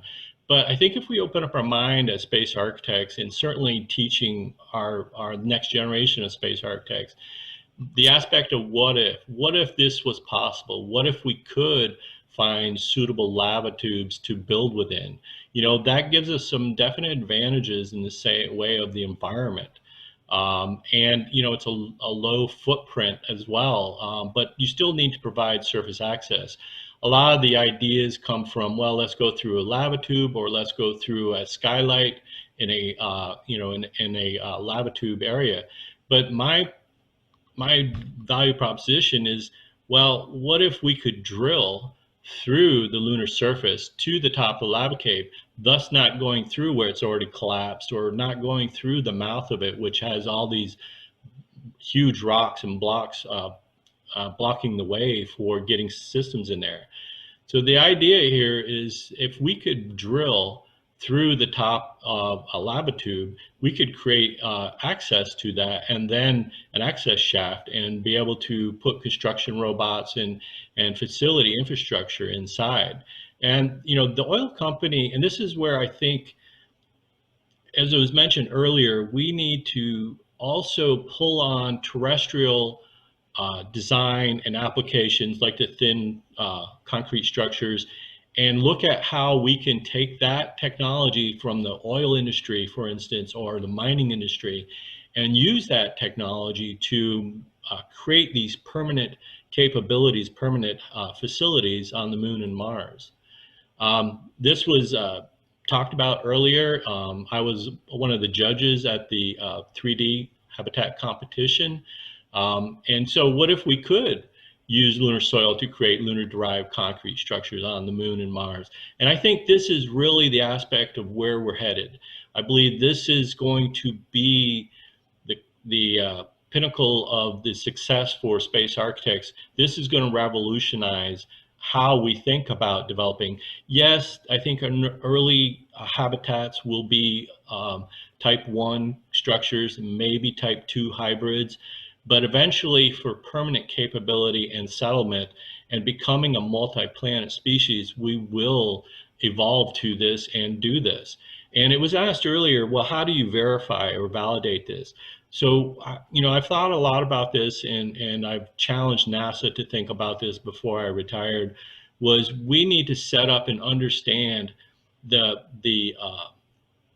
validation and verification process on Earth to human rate a structure, pressurized structure, and then that needs to be repeatable on the moon or on Mars. And that's how we do that. We set up a standard and a process, and we go through that verification process of a pressurized structure in order to then get human occupancy certification. And, you know, the robotic systems are going to play a huge role in this, from all these different designs and concepts that we've seen today, and then a few others. And there are a lot of companies who are working on these kinds of designs. So with that, you know, I think that this class 3 habitat, in this particular case, working on a lunar tower facility, you know, our vision is to provide this capability for space commerce to thrive, and for humans to live there permanently and become Earth independent. Yes, there are big challenges. There's a lot of site infrastructure, but this is about long-term vision. This is about the end state. It's not about the near-term stuff. So this goes beyond Artemis by far. this is an example of what might be the idea of drilling down through the top and into a stable part of the lava tube and then building this tower. This design is scalable to both diameter and in height according to what the tower, the lava tube size is. And we have selected 3 sites that we're looking at. And with those sites, we're already in discussions with robotic teams and precursor people to go and investigate those sites, those lava tubes. So the idea is be able to create, think of this as a ship standing on end or a submarine instead of laying it horizontal. So you have bulkheads every so often, tower bulkheads, so that segments of this can be protected or segmented off if you lose pressure. We've thought about the different functions and functionality and the human experience and what they might be doing in there and the different opportunities for them to live and work there. Now, granted, there's no windows, but windows create issues and problems related to pressure leaks and so on. And certainly, we have underground facilities and capabilities here on Earth, especially in the Siberian northern slopes, where they have whole towns underground related to development with oil fields and mining. So, there are other internal aspects of the architecture that, from a psychological perspective, features that we would want to incorporate that then make that environment more livable, even though you don't have line of sight windows looking out on the surface. So I think that, this is an aspect of ISRU derived structures are the future. Certainly, there are a lot of different ways to go about that and look at it, but I think it supports this idea of becoming a multi-plant species, permanent settlement, earth independent, self-sustaining. Our particular idea and design is large, it's bold and aggressive, and we're using it as a force and function to get a lot of these technologies and a lot of these systems designed and developed. So it's kind of a paradigm shift in that we're trying to force a new way of thinking about developing and settlement on the moon and Mars. Part of my understanding is this aspect of human evolution and architectural evolution. And architecture, when humans were first evolving and maturing way back then, it was about human shelter and basic needs and human needs and shelter. And, so caves were ideal for getting us out of the elements, out of the environment and working and living within those. As humans evolved, so has architecture. And there's this aspect of this linkage between humans and architecture. And as we continue to move forward, you're going to see this convergence into space architecture. This aspect of nature is a part of our human DNA. And so when we relocate and become a multi-plant species, we still will need aspects of this nature. It's our DNA is not going to change per se overnight, and we will need to think about the psychology of the internal architecture, think about biophilia and bringing nature with us, using the idea of bio-inspired technologies, and keeping in mind those support needs. There's 9 specific support needs that is very important for humans that you need to address to make a space or a volume livable and workable and something that meets those needs. So as we move forward into a multi-plant species, we'll be thinking about this as a planetary architecture and think about the psychological support needs that are so important. So I think, my value proposition that space architecture will enable humanity to become a multi-plant species, because space architecture is moving to the forefront. We're seeing more and more evidence of that over the past 5 years plus. I think space architecture is a renaissance of the traditional Earth-based architecture, but it's an evolution of the profession. You know, providing humans with shelter and protection and their physiological and psychological health and well-being.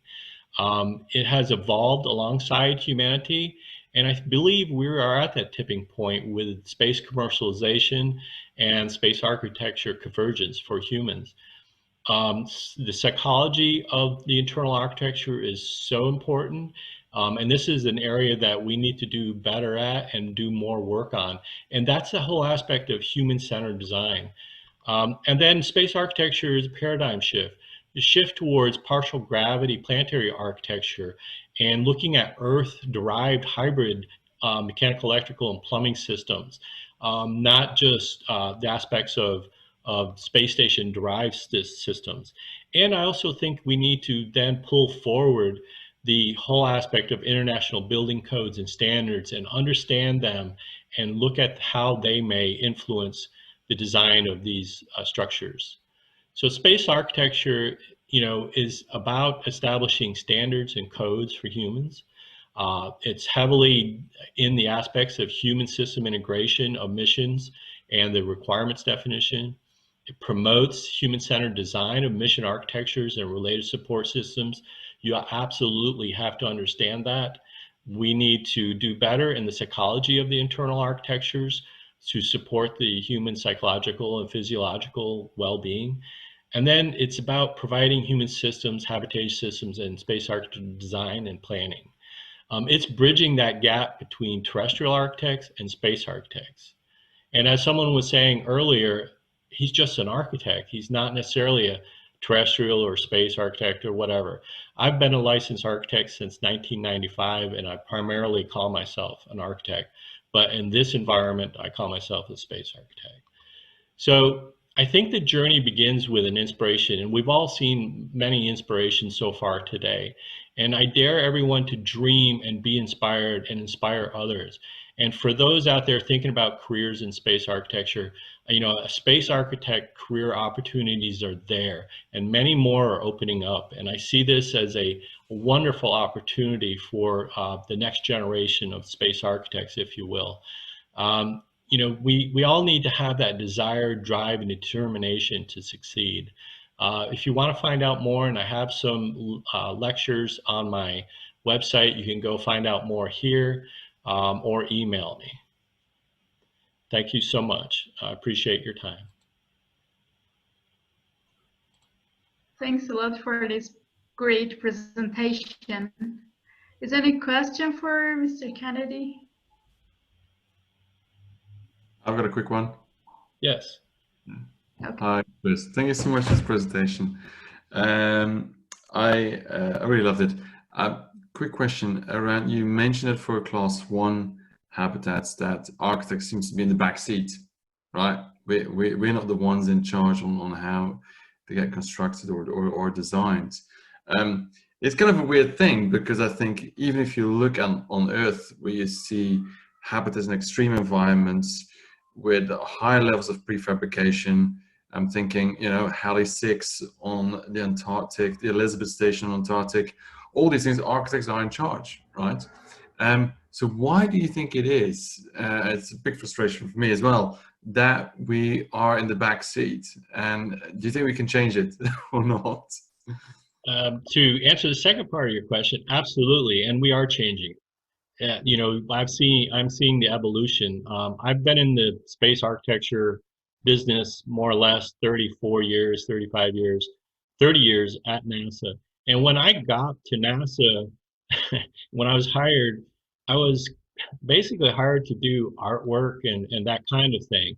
And so I was coming into a heavily dominated engineering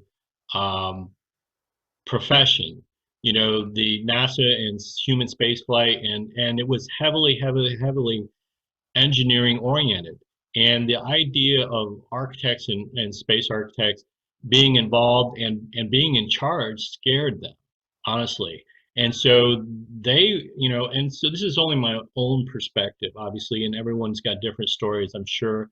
So I fought that resistance for years and years, and I had to really work extra hard to prove myself that architects and space architects had value added to the design, the project, and the strategic thinking and system thinking. And that aspect took many years to really gain their trust and their respect. And now I'm seeing many more space architects being hired by companies and even at NASA, internships and so on. So I've really seen a change over the 20, 30 years from when I first started. Thank you. Anybody else? Well, thank you.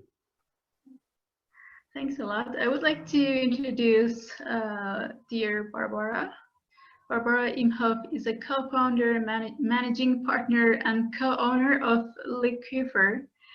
In the last 20 years, she has pioneered the field of space architecture in Europe and is a founding member of the American Institute of Aeronautics and Astronautics Space Architecture Technical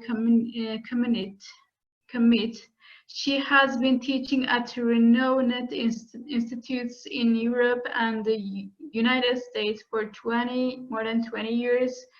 Educated in Vienna, London, Los Angeles, Strasbourg, Barbara has multiple degrees, including a PhD. She has been exploring remote and extreme landscape of the Alps since childhood.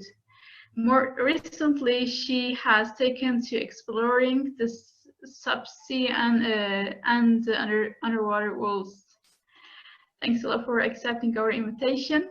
And I really wondered what is the meaning of Liquifer. Oh, yes. Well, first of all, good evening from Vienna. It's a pleasure to be at the Stardust Space Architecture panel. I think it's a great conference. And I'd also like to thank my pre-speakers because they have been, Olga has been doing a great introduction to space architecture, covering many topics, and Kriss has also talked about mission architecture, with which I'm gonna start with, and the space architecture framework. And then Melodie and Xavier, they were taking up a lot of 3D printing examples, which I also, we'll talk about. What you see here is a picture of a Mars space. Okay, let me try to stop this. This is sort of in an automation mode. Oh, and Elif, your question, Liquifer, where's Liquifer coming from? It's actually, it's actually, maybe I'll have to, let me just check this because there's something odd in this presentation. Okay.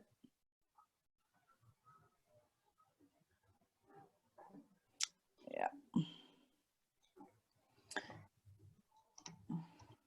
Okay, sorry, I have to do something. I'll have to try to take the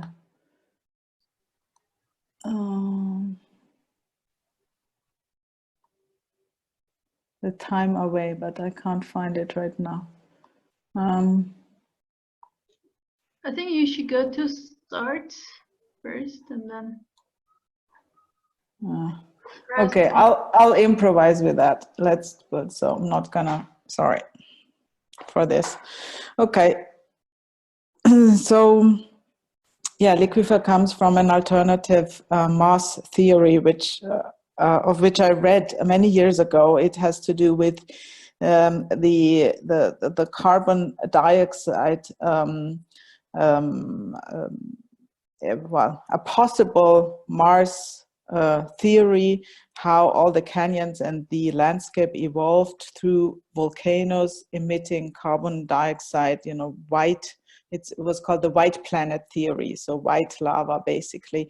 And so the lava, created the typology of Mars, and the lava flew in this, or crawled and created the landscape, the typology, all these Martian spaces. through liquifers. So liquifer is a generic term of aquifer, and this is where the name comes from. It's a sort of maybe a different perspective on looking at things. So my talk is titled "And the Stars Look Different Today," which is of course a quote from David Bowie and the song Space Oddity, which he recorded in 1968. And I guess that in a couple of years, when people will be standing on the moon again, from there the stars and the night sky looks very different, even from Mars, in the night. I think Melodie showed a couple of night pictures.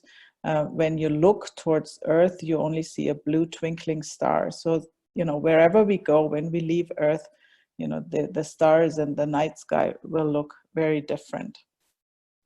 And I guess we are closer than ever. That's also what Kriss has been saying before, to, seeing these different skies, night skies.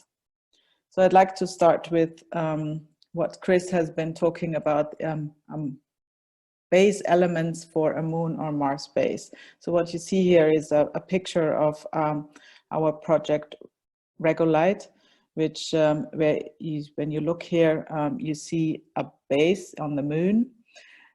It is a 3D printed base from lunar soil through solar sintering. I explain that later, but this base has different elements. So it has stationary elements, that these comprise the habitats. It has mobile elements.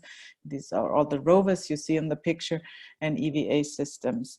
So I'd like to introduce a couple of projects from Liquifer, and we also have been doing a lot of, how can I say, preparations for creating such a base. For example, we did a project under the lead of the German Aerospace Center, a greenhouse for Antarctica. So one of these little habitat forms or elements would probably be a greenhouse. Another one would be a habitat, a pressurized shell where people can live in.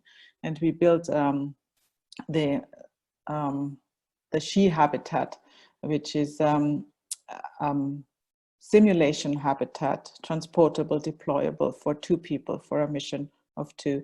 We also conducted for ESA a study for a pressurized rover that would be a mobile element.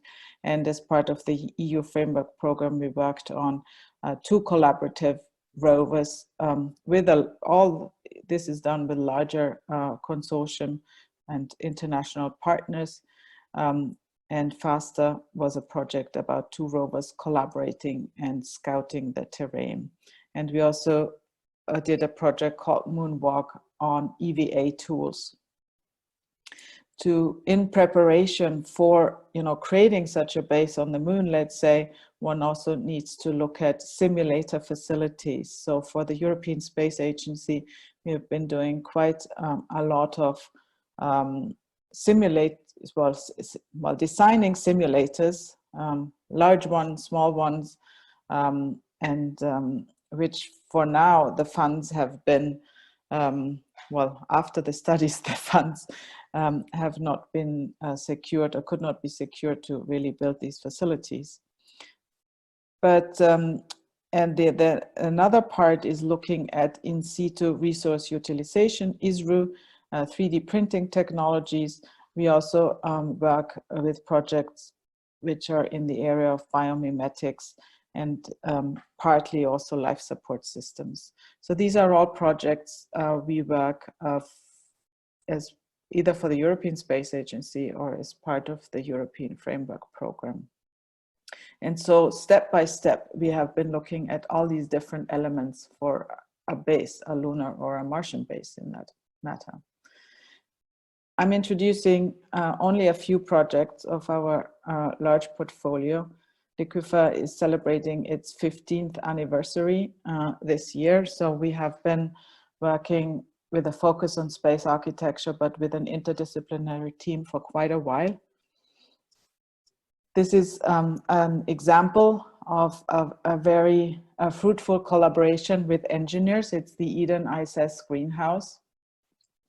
And it's for Moon and Mars, and the test site is Antarctica. So it just celebrated, I think it's 1,000th day. So it has been in Antarctica for 1,000 days already, and it's in operation, and it's serving the Neumeier 3 station, the German research station there, and providing food. It's an aeroponic system. So when you look at the videos here, you see the aerospace engineer, Paul Zabel, harvesting, and you see how he takes out the plants, and the roots are actually in these boxes, and they are sprayed with only very little fluid nutritions, salt, potassium, and water to grow. And there's a special light system which also helps to make the growth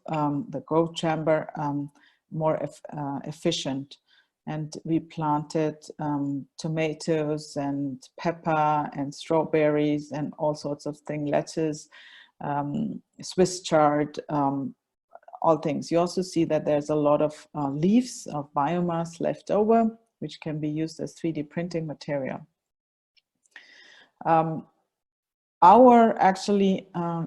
Let me just, maybe I can, no.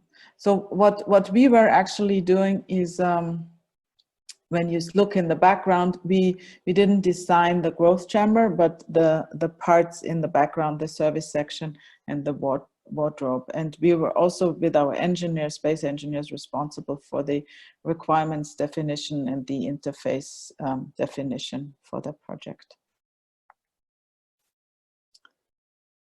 And here you see in this little area, within 3 weeks, the lettuce is grown. So within 9 months, we harvested nearly 300 kilos of vegetables. So food is the most essential thing for humans to survive somewhere else. The other thing, of course, is shelter. This was a project, an EU project with the lead of the International Space University, and we partnered with another architecture company, Spin, to design this habitat. It's a deployable habitat. You see that it's called SHE, self-deployable habitat for extreme environments. And you see that you can also put it together. You can use it in different environments. And it can also serve as an autonomous unit on terrestrial grounds. These are meant for disaster relief, but high-tech units, as you know, a hospital or something like that. It fits onto a lorry and can be transported. It is meant as a test bed for Earth, so it's there to simulate and train astronauts for future missions on the Moon and on Mars. At the same time, it is designed such that actually it too can fit into a large rocket fairing of 6 diameters. And so a crew of 4, that would be the nominal Mars mission, for example, as Melodie explained, or Xavier, I can't remember, can really fit, well, you can transport 2 of these modules already onto the surface. This is the interior. This was taken right when we were, you know, when it was finished. Here you also see my 2 co-managing partners, Waltraud Hoheneder and René Václavicek.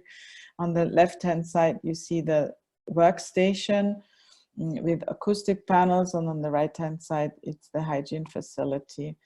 Here you see one of the 2 crew quarters. They're in the back here and here in the front. There are no doors, but because of the geometry and the spaces, and we tested this actually in a simulation, the acoustics are quite good, and you really don't, how can I say, you're quite shielded even if you only have this curtain for privacy. There's also a virtual window here, and this crew quarter looks slightly different than the other one. The other one has a more reddish bluish here paneling, soft paneling, and this is the galley. It's also a deployable table here. So all the furniture needs to be deployable because it all needs to fit into this small, this very small habitat. Here you see that we could take it outside, outside meaning into a simulation south of Spain, in Rio Tinto. That is a recognized analog site for doing Mars simulation missions. You also see that it has here 2 suit ports where you can actually, I can't get the timing away. So where you can actually dock this suit and you can simulate how from the inside you can get into that, into the suit and then dock from the habitat to go onto an excursion, a field trip with a small helper rover. So it was Project Moonwalk. So we brought into Project Moonwalk, and which was mainly about human-robot cooperation technologies. And the German Center for Artificial Intelligence was the lead on that. You see, these are all EU-funded projects. So in Project Moonwalk, we developed different kind of EVA systems, payloads for rover payload boxes, or also procedures how to explore with a small helper rover terrain, which you cannot access with this big heavy suit. It's quite heavy. We were also part of the simulation crew, as you can see here. And we compared astronaut to astronaut rover procedures to see what a small helper rover could do. Here you see again a project Regolite, and here it's, I would say it just adds to what Melodie and Xavier have been presenting, because it's also about 3D printing, which is the most sort of viable approach probably for long-term, for a long-term base, long-term habitation of extraterrestrial surfaces, unless we can find lava tubes, which are also a valuable protection area. And this project was also led by the German Aerospace Center and by the Department of Material Science and Tribology. And we worked with space engineering companies on reaching or on solar sintering ISRO habitats. So solar sintering is really concentrating a solar beam to produce, to 3D print different elements, elements with three-dimensional interlocking capacities and flat ground stabilizing elements. Olga had mentioned that it's preparing the ground to do different kinds of things, habitats or just shelters for machinery, or even create a terrain for a telescope on the far side of the moon, or also a launch pad apron, which protects the surrounding environment from dust. So here you see actually how such a base, I'm sorry, I still have the timing on, how such a base can actually be created. So it's really, you see it's stabilize the ground. You probably use what Kriss would call class 1 elements, but also with inflatable partitions here around. And then you 3D print bricks basically with interlocking capacities. What you see here below is something Xavier pointed out quite nicely. It's a scaffolding, but it's an inflatable scaffolding. We also looked at geometries, maybe that can be seen here better, at geometries where you can, which are actually self-sustainable, more dome structures, where one could also or where one might not be, might not need a scaffolding.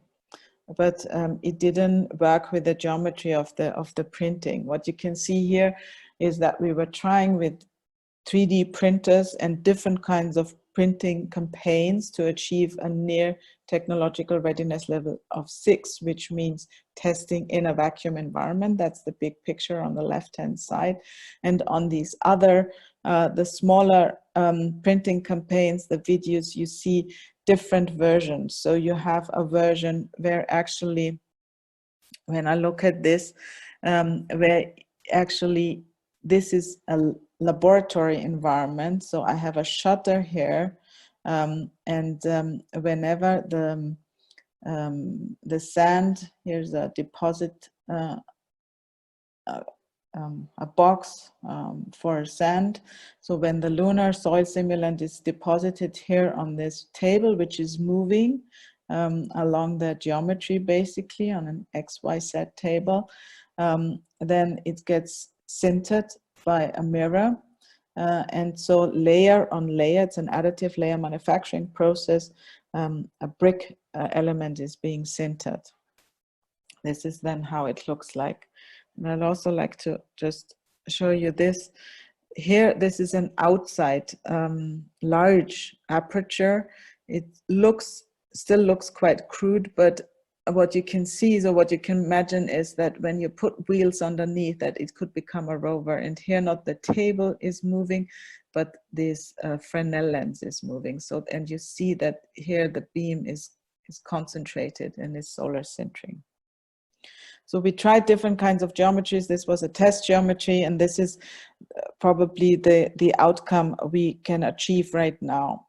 But this is a technology which over the next couple of years needs to be developed further, because it needs to, you know, create a more integrated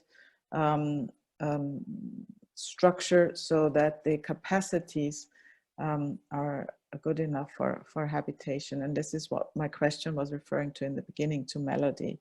There needs to be a whole roadmap of how to develop these technologies further, which is all, a lot of things, as Melodie mentioned, are uncertain right now. So the current project we are working on is Gateway.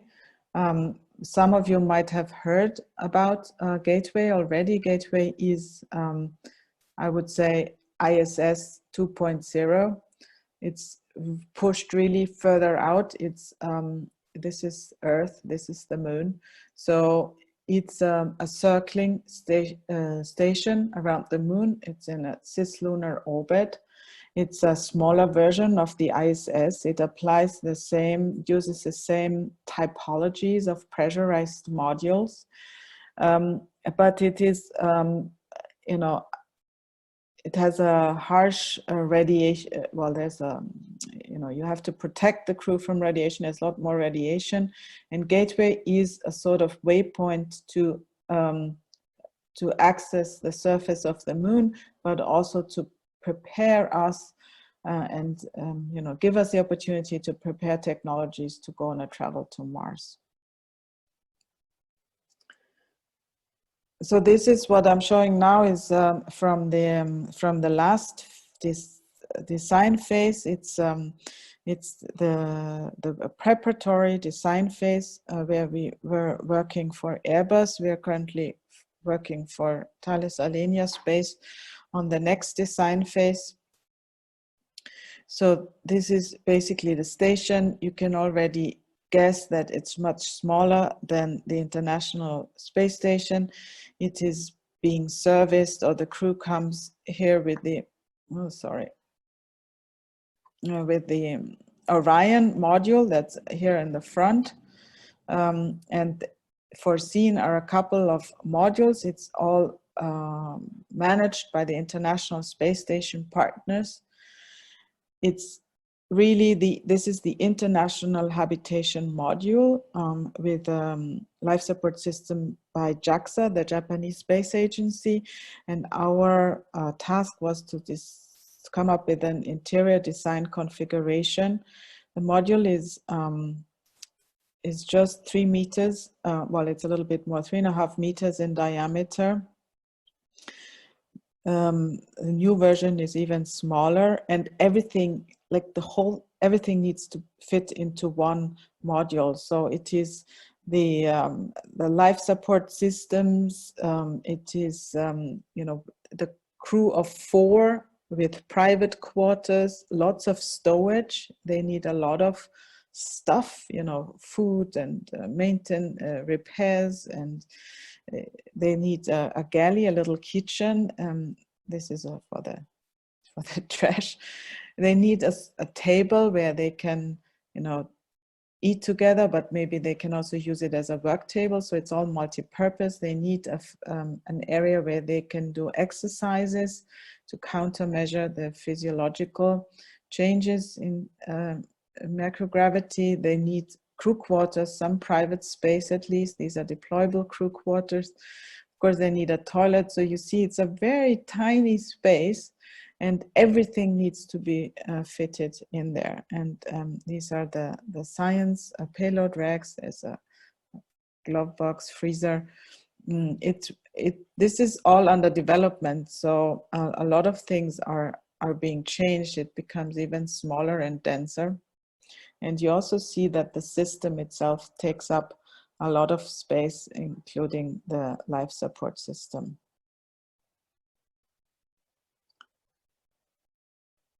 And I think with that kind of, you know, fly through, you get an image of how compact the space is and how many functions need to be layered on top of each other. And so there are also solutions for deployability. Also here, I think you can grasp how tight everything is. The good thing in zero gravity is that you really can use all axes and the whole space. So it always will feel, you know, on a perceptive level, it will feel larger. And just to conclude, while we might be looking towards Mars and towards, you know, space exploration, we are aware that everything when we design for humans, we always need to look at the envelope. We need to look, especially for space, at recycling and self-sufficiency of systems.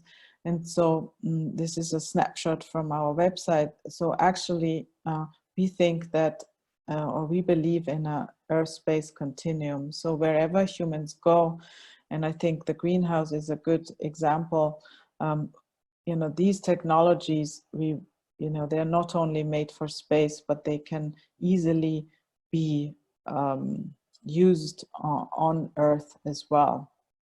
And we have other projects such as Living Architecture, which deals with sort of other life support systems for the city, for you know, living, just for flats, apartment houses that can also reuse sewage in a way that it contributes to a low footprint. And ultimately, it will all come together, or it all currently comes together in an ongoing project, which is called The City as a Spaceship. And yes, I'd like to thank you for your attention. And I'd also like to thank my crew members. And if you have any questions, I'm happy to take them now.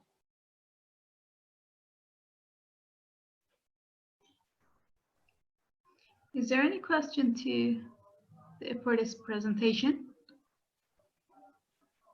I have a, oh, I mean, if there is somebody else, so I will. Yeah, there are some questions in the chat box, but we want to ask them in the end of the whole presentation. You can ask. Okay. Okay. Yeah, well, Barbara, great presentation. Congratulations for these great accomplishments. And a question about this design for the gateway. you have it like it's still like very, very ideal space like it was there on ISS in the beginning. I'm talking about the presence of colors.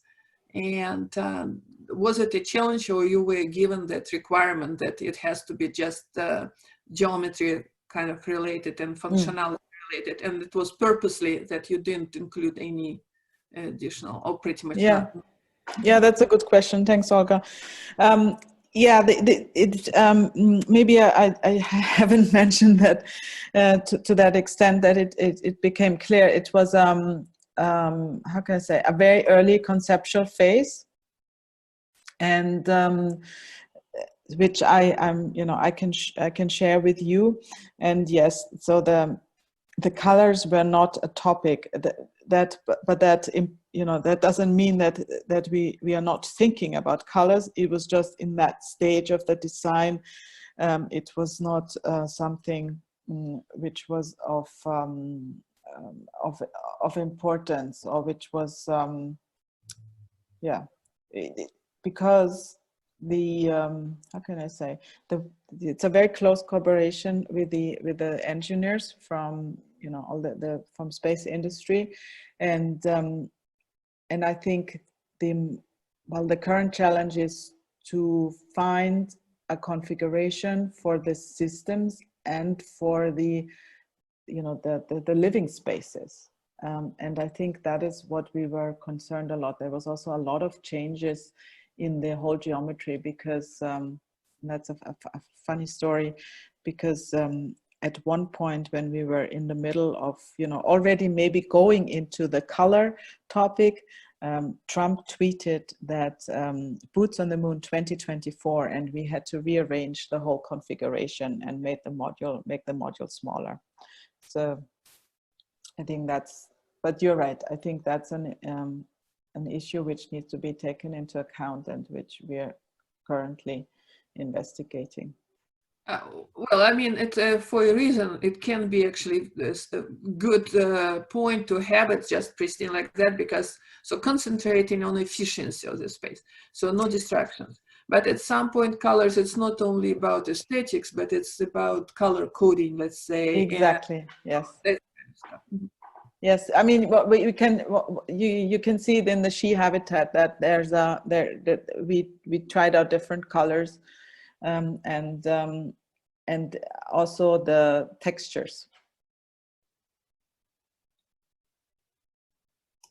Thank you.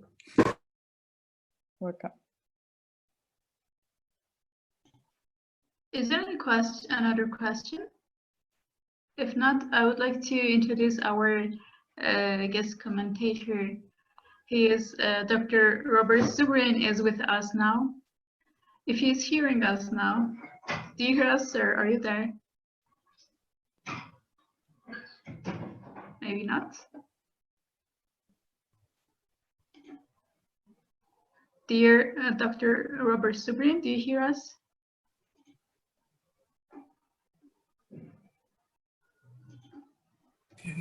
Go ahead. Hello? Yeah, hello. Hello. Is it my turn now? Yeah, I would like to make a short introduction. Robert is an aerospace engineer and author, and established the Mars Society in 1998. He is known for his advocacy of the managed exploration of Mars.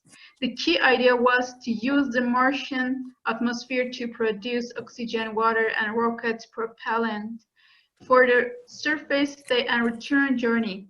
A modified version of the plan was subsequently adopted by NASA as their design reference mission. He questions the delay and cost to benefit ratio of first establishing a base or outpost on an asteroid or another Apollo program like Return to the Moon, as neither would be able to provide all of its own oxygen, water, or energy. The sources are producible on Mars, and the expectation people would be there. Therefore, Yeah, thanks a lot. I would have a small questions to you, actually. Okay. What do you think about the potential of the space architecture in the space missions? Well, I think it's important. I mean, look, I'm not a space architect, but I guess you could call me someone who's put a lot of thought into what is required for the human settlement of Mars and of becoming multiplanetary. And so let me start at the top level with the highest consideration. Where do we get resources? In my view, there is no such thing as a natural resource. There's only natural raw materials. It is human creativity that turns materials into resources.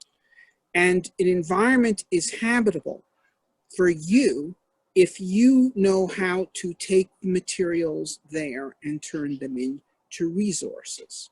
Okay, then you are resourceful. Otherwise, you are resourceless. Okay, so the first consideration, I mean, look, there's two categories of space architecture, and they're both important, but I want to distinguish between them. One is things like the design of space stations and spacecraft to make them as habitable for people as possible. Okay, and that's important, and for exploration missions. But if we're talking about settlement, we're talking about the design of homes. We're talking of cities, okay, settlements. We're talking about creating much larger structures that human beings can actually inhabit, okay? So we're not just talking about making things nicer for some pilots or something, which, okay, is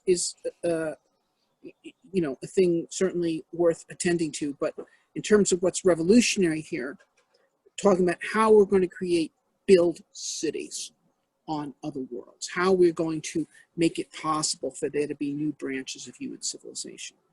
And clearly, they're going to have to be built out of what is there. Okay, so for example, I found very interesting the first presentation today, which dealt with ice habitats. Okay, now ice, that's very interesting, okay, because ice can certainly be found on Mars. It can be found throughout the outer solar system. It can be found in interstellar space. And it looks like it can even be found on the moon. And, but, you know, my focus is Mars. And yes, we now know there are glaciers on Mars as far south as 38 degrees north, which is the same latitude as Athens on Earth, or San Francisco. So you don't have to go to the poles to get ice, right? So what kind of houses, what kind of cities can you build out of ice? Okay, the speaker discussed 3D printing ice houses, but maybe one can create tunnels through glaciers and create not just houses, but entire complexes for people to live in. You know, or alternatively, I recently published a paper online. It's sort of a playful paper. I don't know how committed I am to the idea, but of melting lakes under the ice in ice-filled craters on Mars, in which case you now have underwater habitats, you know, and even surrounded by a biosphere containing seaweeds and fish and all the rest. Okay, you know, but nevertheless, you know, can we create ice cities on Mars and elsewhere? You know, Callisto, and so forth. It's a very promising material, and you know, some people have built houses on Earth. Eskimos have built igloos, but I'm talking about, you know, really building much larger cities. Or alternatively, what was mentioned, two other materials that have come up have been basalt and what was another one that was discussed? So I'm missing it. But well, we'll just stick with basalt then. Now, ice, of course, one advantage of ice is that it is a pure substance. It's a substance of known characteristics. We can do experiments on Earth with it, and we can make ice, you know, which at a given temperature anyway is the same as the ice will be on Mars. Now, whether basalts are not all the same. There are different kinds of basalts, but perhaps a certain range of them can be understood and identified as construction materials. Now, another potential construction material, not novel at all, is steel. And we should be able to make steel on Mars. There's plenty of iron oxide. But of course, you know, if you have ice, that's already there. That's much easier to come by. It's not as strong, for sure, but, you know, to produce, you know, 100 tons of steel is a considerable effort. To produce 100 tons of ice, you just have to melt the water, transport it, do whatever. Okay, plastics have been discussed. That's of some interest. I think we can make polyethylene on Mars. I would do it by producing, reacting hydrogen with CO2 to produce dimethyl ether. Then you can react dimethyl ether with itself to produce ethylene and polymerize it to make polyethylene. But in all respects, we must exert ourselves to turn local materials into resources, to create resources. And then the architecture has to be coherent with those sorts of materials. Oh, another material which may have been mentioned, but is quite interesting, is graphite. We can make graphite on Mars. You know, one can reduce the carbon dioxide atmosphere and produce graphite, and this potentially could be the material of the 21st century. You know, the Industrial Revolution, its revolutionary material was quality steel. That's the 19th century. The 20th century, it's aluminum, okay? No one saw aluminum before the 20th century. Maybe the 20th century, 21st century, the graphite world. It's potentially a superior material. So I think architecture and materials have got to go hand in hand. I did like the thinking that was, you know, where we just don't want to dig everybody into deep underground tunnels. You know, first of all, it's hard to do, but second of all, from an aesthetic point of view, it leaves a lot to be desired. And, you know, we want to make living on Mars enjoyable. We want Martians to wonder why anyone would ever want to live on Earth. Okay, thanks a lot. But what do you think about the implementation of future space habitats in the next few years? Well, okay, well, first of all, let me just talk about the next few years in general.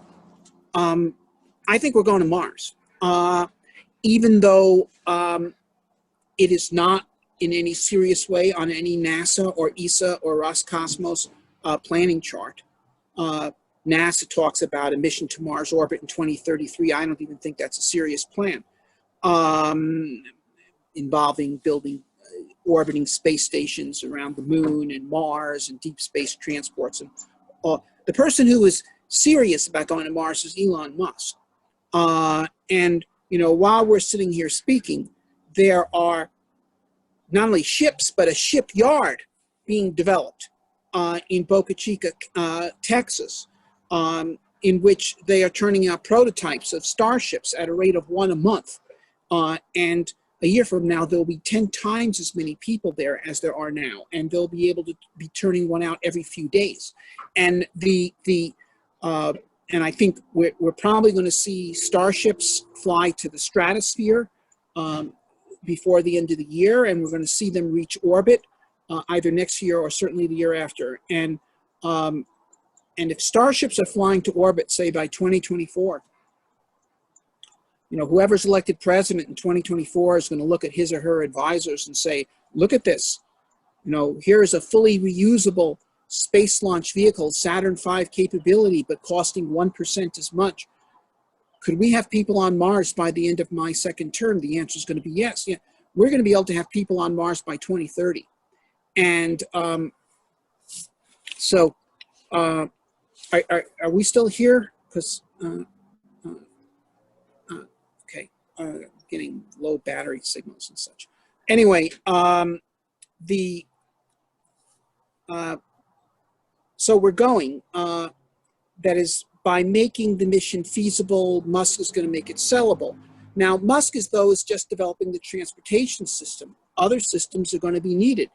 We'll have the capability of transporting large numbers of people and large amounts of cargo to Mars. But if we want to create settlements, cities on Mars, we've got to figure out how to do it. I think it would be very interesting to do an experiment or demonstrations on Earth of some of these space architecture concepts that we've seen in this panel. For instance, creating ice houses and ice cities. You know, I think that for a tiny fraction of the space agency's budgets, we could look at melting cities into glaciers, you know, and then decking them out and seeing how habitable they are, and how much good the translucency of the ice does you, and how much has to be made up by artificial light, and all the rest. But I think these sorts of demonstrations should be done. I really think that we, the people of the spacefaring nations, we need to make our governments meet Musk halfway. He's developing the transportation system. That's the biggest single part of what is necessary. We need to develop the other things. We need to develop space nuclear reactors. We need to develop ISRU systems. And yes, we need to develop space architecture. Thanks a lot. What do you expect to do with all of this presented projects on this panel? Do you think that we can see the Martian settlements? Can we create settlements? Yes, but I do think that we need more demonstrations of some of these concepts. You know, there's been some of the speakers showed simple demonstrations of subscale units. Let's demonstrate the building of a full-scale unit. Mm-hmm. And also, I think that in addition, there needs to be more work done, not just on the architecture per se, but on the proposed materials. I mean, ice is well known, of course, but basalt, making basalt fibers, making strong things. You know, there was glass, and then we had fiberglass, and no one ever would have talked about building, you know, motorboats out of glass, but we build them out of fiberglass all the time. So I think it's possible to create superior construction materials out of these fairly ordinary substances, but it's going to take some thought. It's going to take some work. Thanks a lot. Would you like to share with us a little bit about Mars Society, what they do, and your experiences at Mars Society? Sure. Okay, well, the Mars Society is an international society. We have chapters in about 40 countries, including Turkey, and many countries.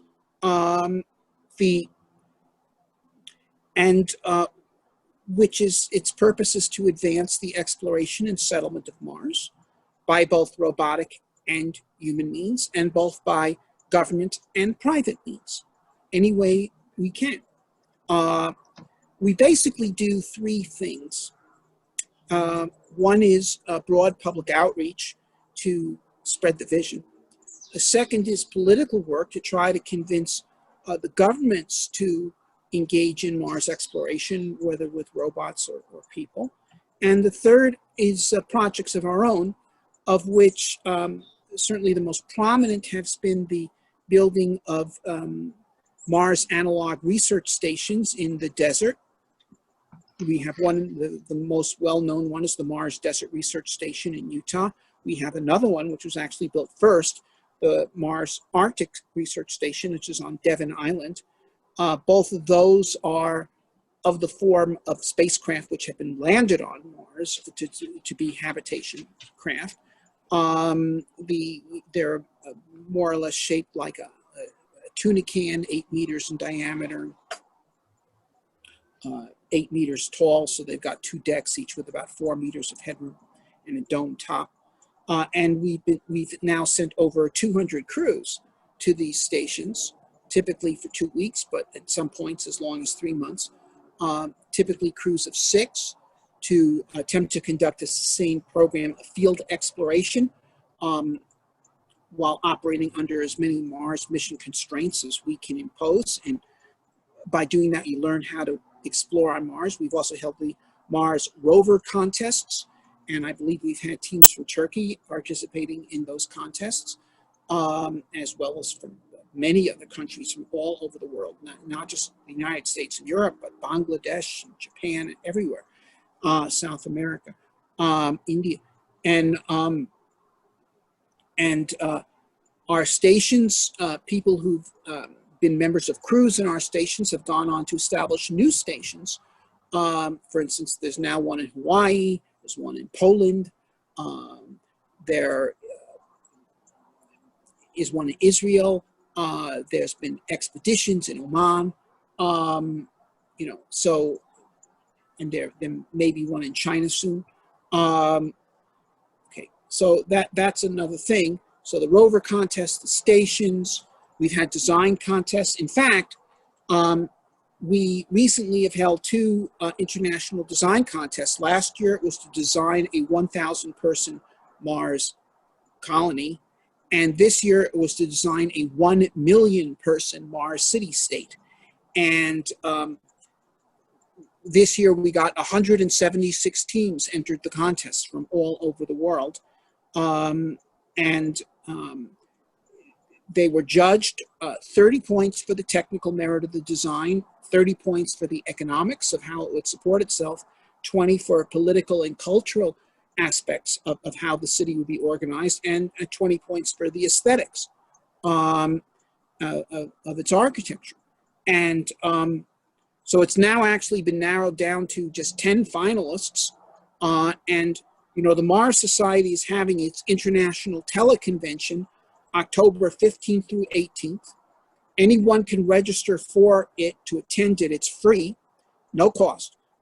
You register at our site at marssociety.org, and it's going to go from the 15th through the 18th, which is a Thursday through a Sunday.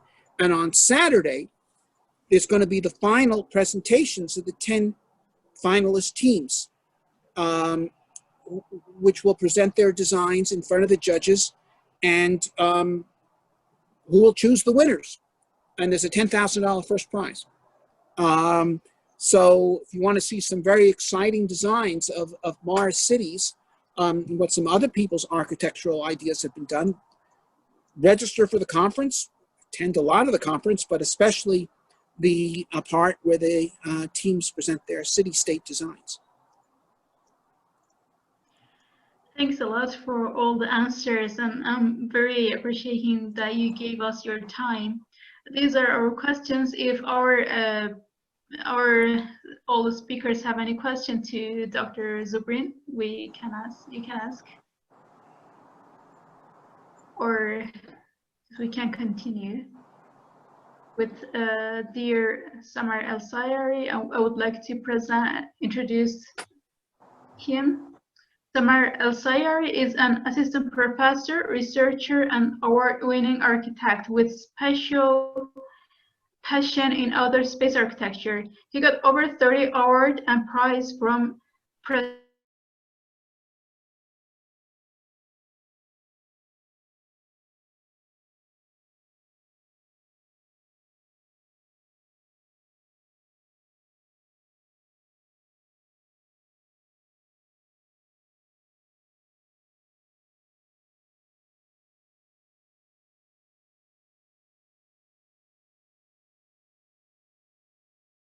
for designing Mars colony.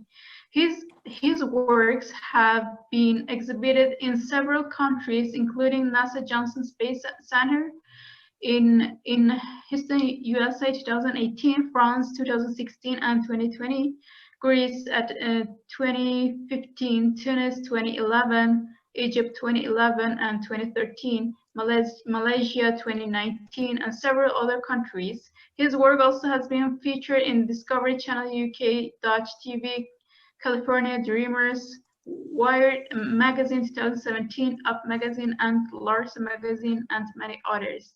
Thanks a lot for accepting our invitation, and this field is with you. The field's for you. It's over to you. Thanks. You are just a second. Yeah. Okay. Oh, can you hear me now? Yeah, we're hearing. Yeah. Thank you, Elif, for the introduction, and I would like to thank my colleague presenters. I hope you are not so tired. I'll try to make it brief at the end of the presentation. Let me just share my screen quickly.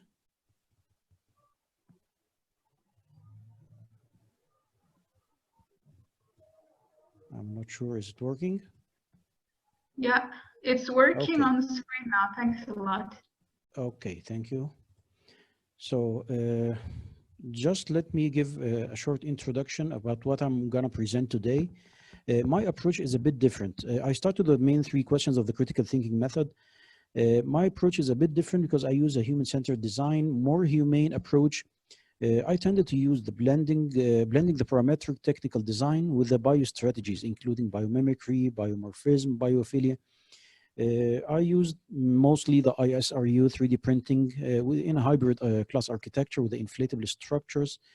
I'll be presenting today a conceptual, diverse portfolio of projects in a very short brief. While I will be presenting the diverse projects, it will be maintaining the same design methodology that I've been developing in each project. You know, of course, the reason behind presenting or approaching the architecture. Stephen Hawking thinks that we will not be surviving. Jeff Bezos thinks that we should be transporting all of our polluting technologies outside Earth. Elon Musk tends to make humans multiplanetary species. Richard Branson is interested much more in space tourism. All of these are good causes. My approach here is to develop and learn space technology. It's the main goal and target, and start presenting them. I'm not sure if I will be from the first generation who will live and see real projects on the Martian soil or on the lunar soil, but we will need it anyway someday on Earth. If we have the technology or terraform the Mars planet, or even create a class 3 or class 2 settlement on the moon, then we can reverse the climate change. We can solve much more of our problems here on Earth. My design manifesto is just summarized in 3 steps. My first step is digging deep in the old knowledge and science accumulated through thousands of years, capture hidden values and intangible strengths in human legacy. And this is because I do believe that the beginnings are the same. Thousands of years ago, we didn't have enough technology to build skyscrapers, but we survived. We survived with the raw materials, with a very low resources. And today it's pretty much the same on the lunar surface or the Martian surface. We don't have much technology up there, but we have to also to survive. The second part is developing these values and strengths using cutting-edge technologies, including the parametric design, which I mentioned earlier, creating state-of-art design that carries spirit of the past, the humane part, which also I mentioned earlier, in not only in its shape, but its experience. My third part, I do believe that we are in the mid-age between thousands of years ago and the thousands of years in the future to come. So we have to deliver to our future generations our own legacy to make them complete our mission that we have started today. So part of my work as an assistant professor and educator is to document and publish my research and experiments and to deliver it to the future generations. And we started even by starting the first elective course here about space architecture in Beirut. So why did I use the tree of life as the beginning or the start? I do believe that the main concepts that should be used in the space architecture and the space domain should be a globally accepted concepts. The tree of life, you can find it in nearly any human culture, and all of the religions, you can find the concept of the tree of life. Even it is taken in the cinema and in the literature and in the modern culture. It's widely accepted, and it's reflecting the sustainable values of our modern life. So I started my career in 2009 with a competition run by a third party collaborating with NASA. It's called Boston, Shift Boston in Massachusetts. And that was a finalist.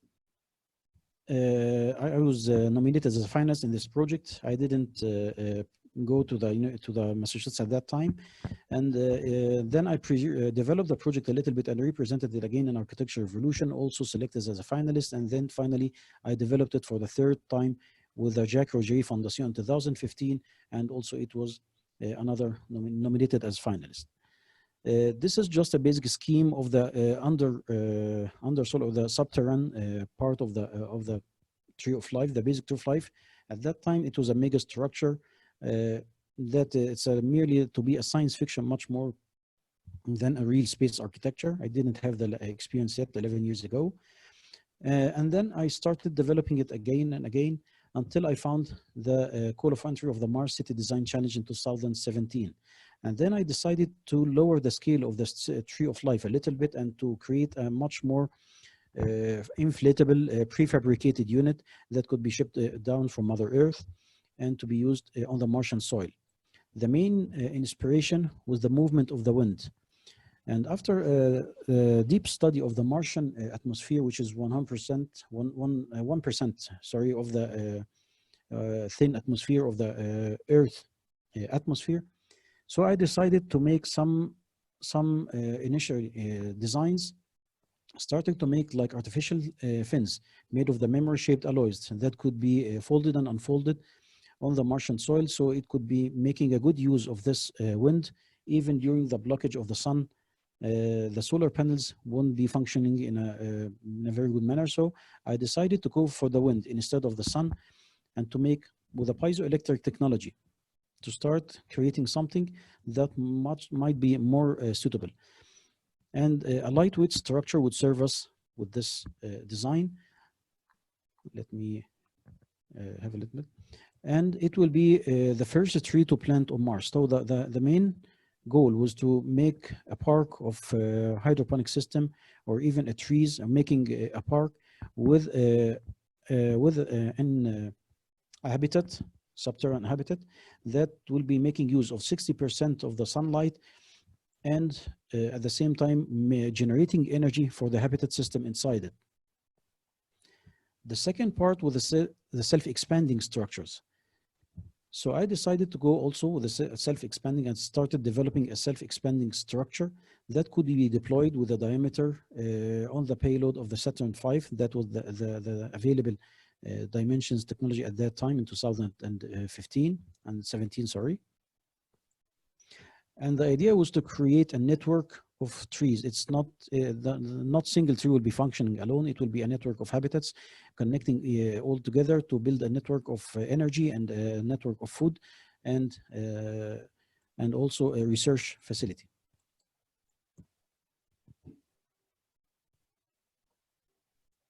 That was the first generation. That was the prototype, the first generation of the Tree of Life. At the same year, in 2017, while I moved to Los Angeles and started working with a much more professional team of engineers, including ex-NASA engineers, I decided to develop a little bit the design into the second prototype, which will be using much more lightweighter structure. It will be a mobile unit, so this unit actually could move to suit itself in the appropriate position, not to be a static structure, injected with the aerogel for the radiations to protect the inner trees and planting from the alpha, beta, gamma rays and solar flares and so, and having multi-numerous fins with diverse directions to make use of any direction coming from any wind coming from any direction. It was a robotic structure, having the robotic structure and the tree all at the same time. So it will be like a capsule. This capsule, once it's deployed on the surface, it will be self-expanding the fins, which will be generating energy out of the piezoelectric effect and the available wind, prevailing wind in any direction. And then it will be start inflating the pressurized inflatable structure, which should be transparent or at least translucent to make use of the sunlight and decrease a little bit of the energy consumed generated from the piezoelectric effect. And at the same time, it could be a movable unit. And later on, it will be integrated with a network of subterranean habitat to connect the upper surface with the subterranean unit.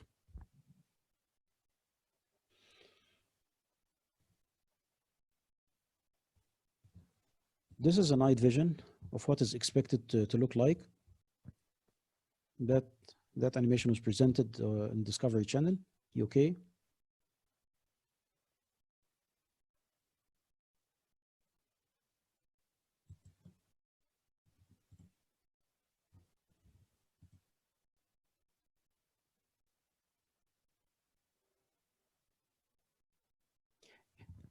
The proposed design should suit any kind of landscape terrain, even if it is a harsh environment, even if there is no light. Under the extreme harsh conditions, it should survive and serve the habitats and the settlements on Martian surface.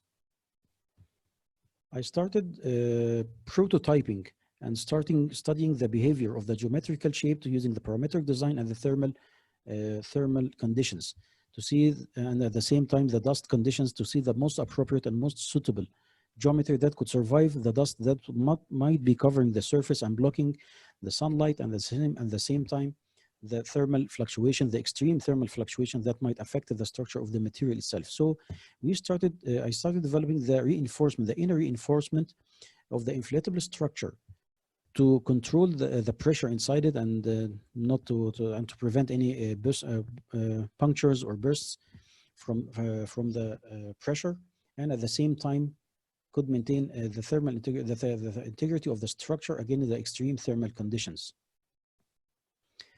Later on, after winning the first prize, the Mars City design started buying a new part in Mojave Desert, and we should be starting in prototyping and in building a prototype, functional prototype.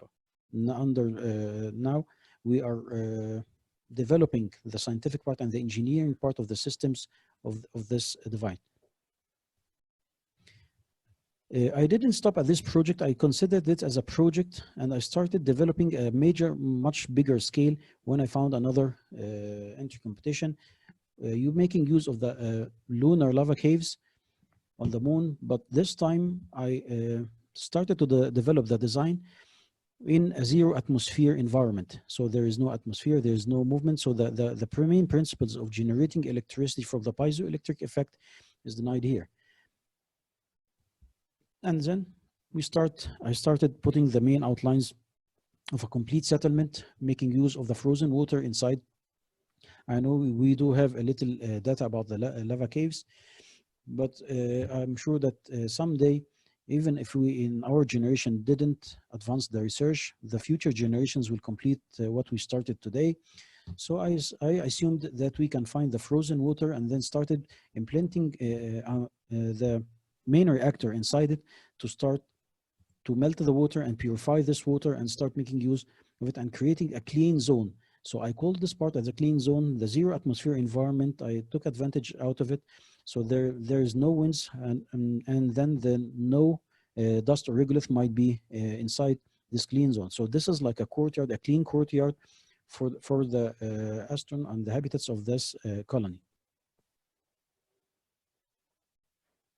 I started also developing some conceptual prototypes of the robotics structure system, and I depended on some researchers from the MIT about the minimal gyroid bricks that might have a good thermal insulation capabilities, and at the same time, it will be consuming much less resources in the 3D printing regolith, and of course the energy consumed by the robotics to start building the wall. I was inspired much more with the harsh environments here on Earth.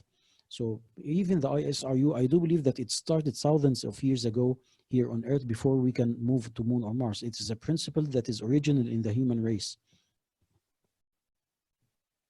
This is the purification reactor, and this is also a conceptual design of the hydroponic system. The phases of the project with a timeline. Then in 2019, I exhibited this project as the first prototype in NASA Johnson Space Center, the first phase and the second phase, sorry, the second phase and the third phase of the Tree of Life.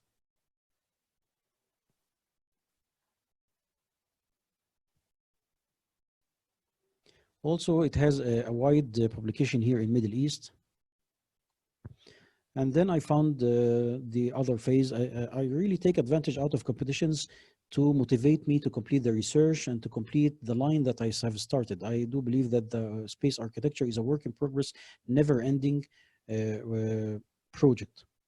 And then I started creating another Martian version of the previous settlement, making use out of the little atmosphere and the latest advancements in Martian helicopter. Of course, this is not the same design that was approved by NASA, but we have at that time little data about it. So I start assuming to make like a data package and networking the outer environment with the settlement and the subterranean part as well.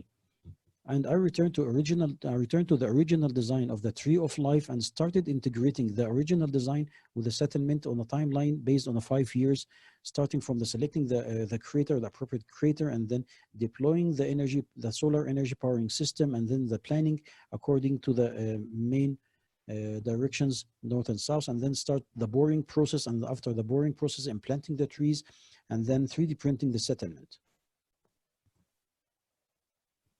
This is another view from the gate, main gate. A longitudinal section. That was the word, then the exhibition. And then I didn't stop also at the Tree of Life. I started also prototyping another prototypes, Project Chimera. I started in 2018.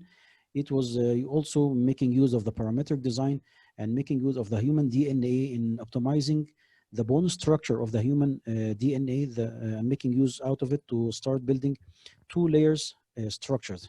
Outer structure on Shackleton Crater. By the way, I'm working on Shackleton Crater on Moon, on the South Pole, and making the outer shelter that will be preventing and blocking the radiations and many of the thermal fluctuations, and an internal obsidian 3D printed glass structure that will confining the internal habitats.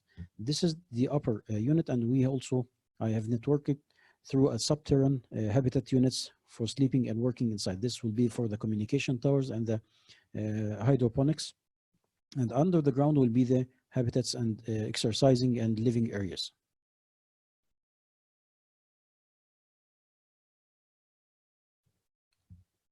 Also, this is the initial plan of the capsule that will be deployed and shipped out of Earth with a memory-shaped alloy, and then the 3D printing process that will be making use out of the metal that will be deployed as a reinforcement for the 3D print to make higher structures. It's a mindset of an architect much more.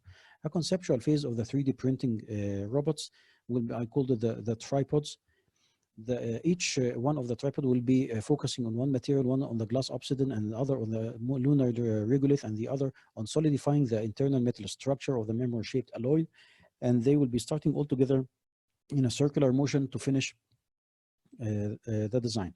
Also, the tracks and the score is all based on the Saturn V internal payload dimensions.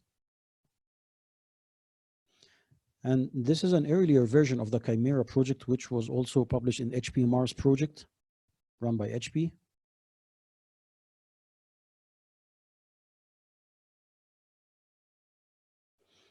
Also for the solar satellites, that design was initially made to make stationary satellites in between the distance between Earth and Mars. This stationary satellites will be like service stations that will be providing the missions starting from Earth to Mars and beaming low microwave energy beams, so it can power the ion drives or even the space shuttles that might be moving around from Earth to Mars and vice versa. And this is another version of the Martian soil that could be deployed and making use out of the solar panels, of the solar energy, and beaming it also to the different settlements. It is just laying the basic foundation of the energy or powering infrastructure on Mars. An earlier version also that have been developed is called the Ark, or maybe Noah's Ark. I worked on the minimum viable population of 162 to 100 individuals. with the kettles and the farming and the hydroponic system to be shipped. And this system structure were developed later on to be a permanent base on Mars. So it will not be only a mission vehicle, it will be also serving as a permanent habitat structure on Mars, making use of the solar panels. Also the transportation system, after digging a little bit in the research of the self-balancing structures powered by BMW motorbikes, and depending on the lithium batteries also developed by Tesla, I started making something called the Mars cycle. It is a vehicle, self-balancing vehicle that will be functioning and working with a highly suspension system to suit the Martian landscape and the Martian environment. And you can find in every and each design that I presented, there's a traces from the human history. As I mentioned earlier, my designs are much more humane approach. And still there are more, still work in progress. Thank you. I'm sorry if I've taken a longer time. I know that you are all tired. I hope that I was not boring too. Thank you. Thanks a lot for this great presentation. And is there any question from our presenters or audience we can ask? You can raise hand but I would like to ask a question actually. As you know that when we check the architecture, history of architecture, we see that in the past there were an architecture that they used the material that around them. We call the vernacular architecture. Do you think that we can have such a vernacular architecture at Moon, Mars, or any place we can settle? Well, I think pretty much the lunar or Martian environment, this is the first kind of vernacular architecture that we'll be establishing on an extraterrestrial environment. So after thousands of years from now, our future generations will be considering that this is the first primitives or the first generation of our architecture. This is our modern copy of the vernacularism. So you might call it the space vernacularism. Okay, thanks a lot. But the last question maybe I can have, if you have time for us. What is that actually happen to architects who they want to change their title to space architecture? Well, space architecture is mainly different from the traditional architect. The space architect should be studying a little bit about the STEM, science, engineering, technology, and math, and this is essential. Having 2 degrees, one in the aeronautics and one in the space and the architecture would be the solution for something like this. So I do believe that making architecture without having the science, enough science, this is the main point that I have learned from my supervisors, the ex-NASA engineers. Every concept and design that I tended to present to them, the first question that they started to ask, did you do the math? Did you do the equations? Are you sure this is going to function? And solving this issue for me, because I'm not a STEM-based engineer, so I collaborated with a team of engineers, the team of the French engineers. They tended to make me the equations and then start developing the design. And then it's like a collaboration between me and the team until we have reached a meeting ground between both of us. Okay, thanks a lot. We came end of this panel, so we will pass to our next panel that our presenter are waiting for us here. If there is no another question, we're gonna finish it here. Thanks a lot for all effort and time giving, and hope to see you next time. All for our space architect participants. Thank you. See you all. Thanks a lot. See you. Thank you. Goodbye. Bye bye. Thank you, Barbara. Thank you, Elif. Yeah, see ya. Kastelier.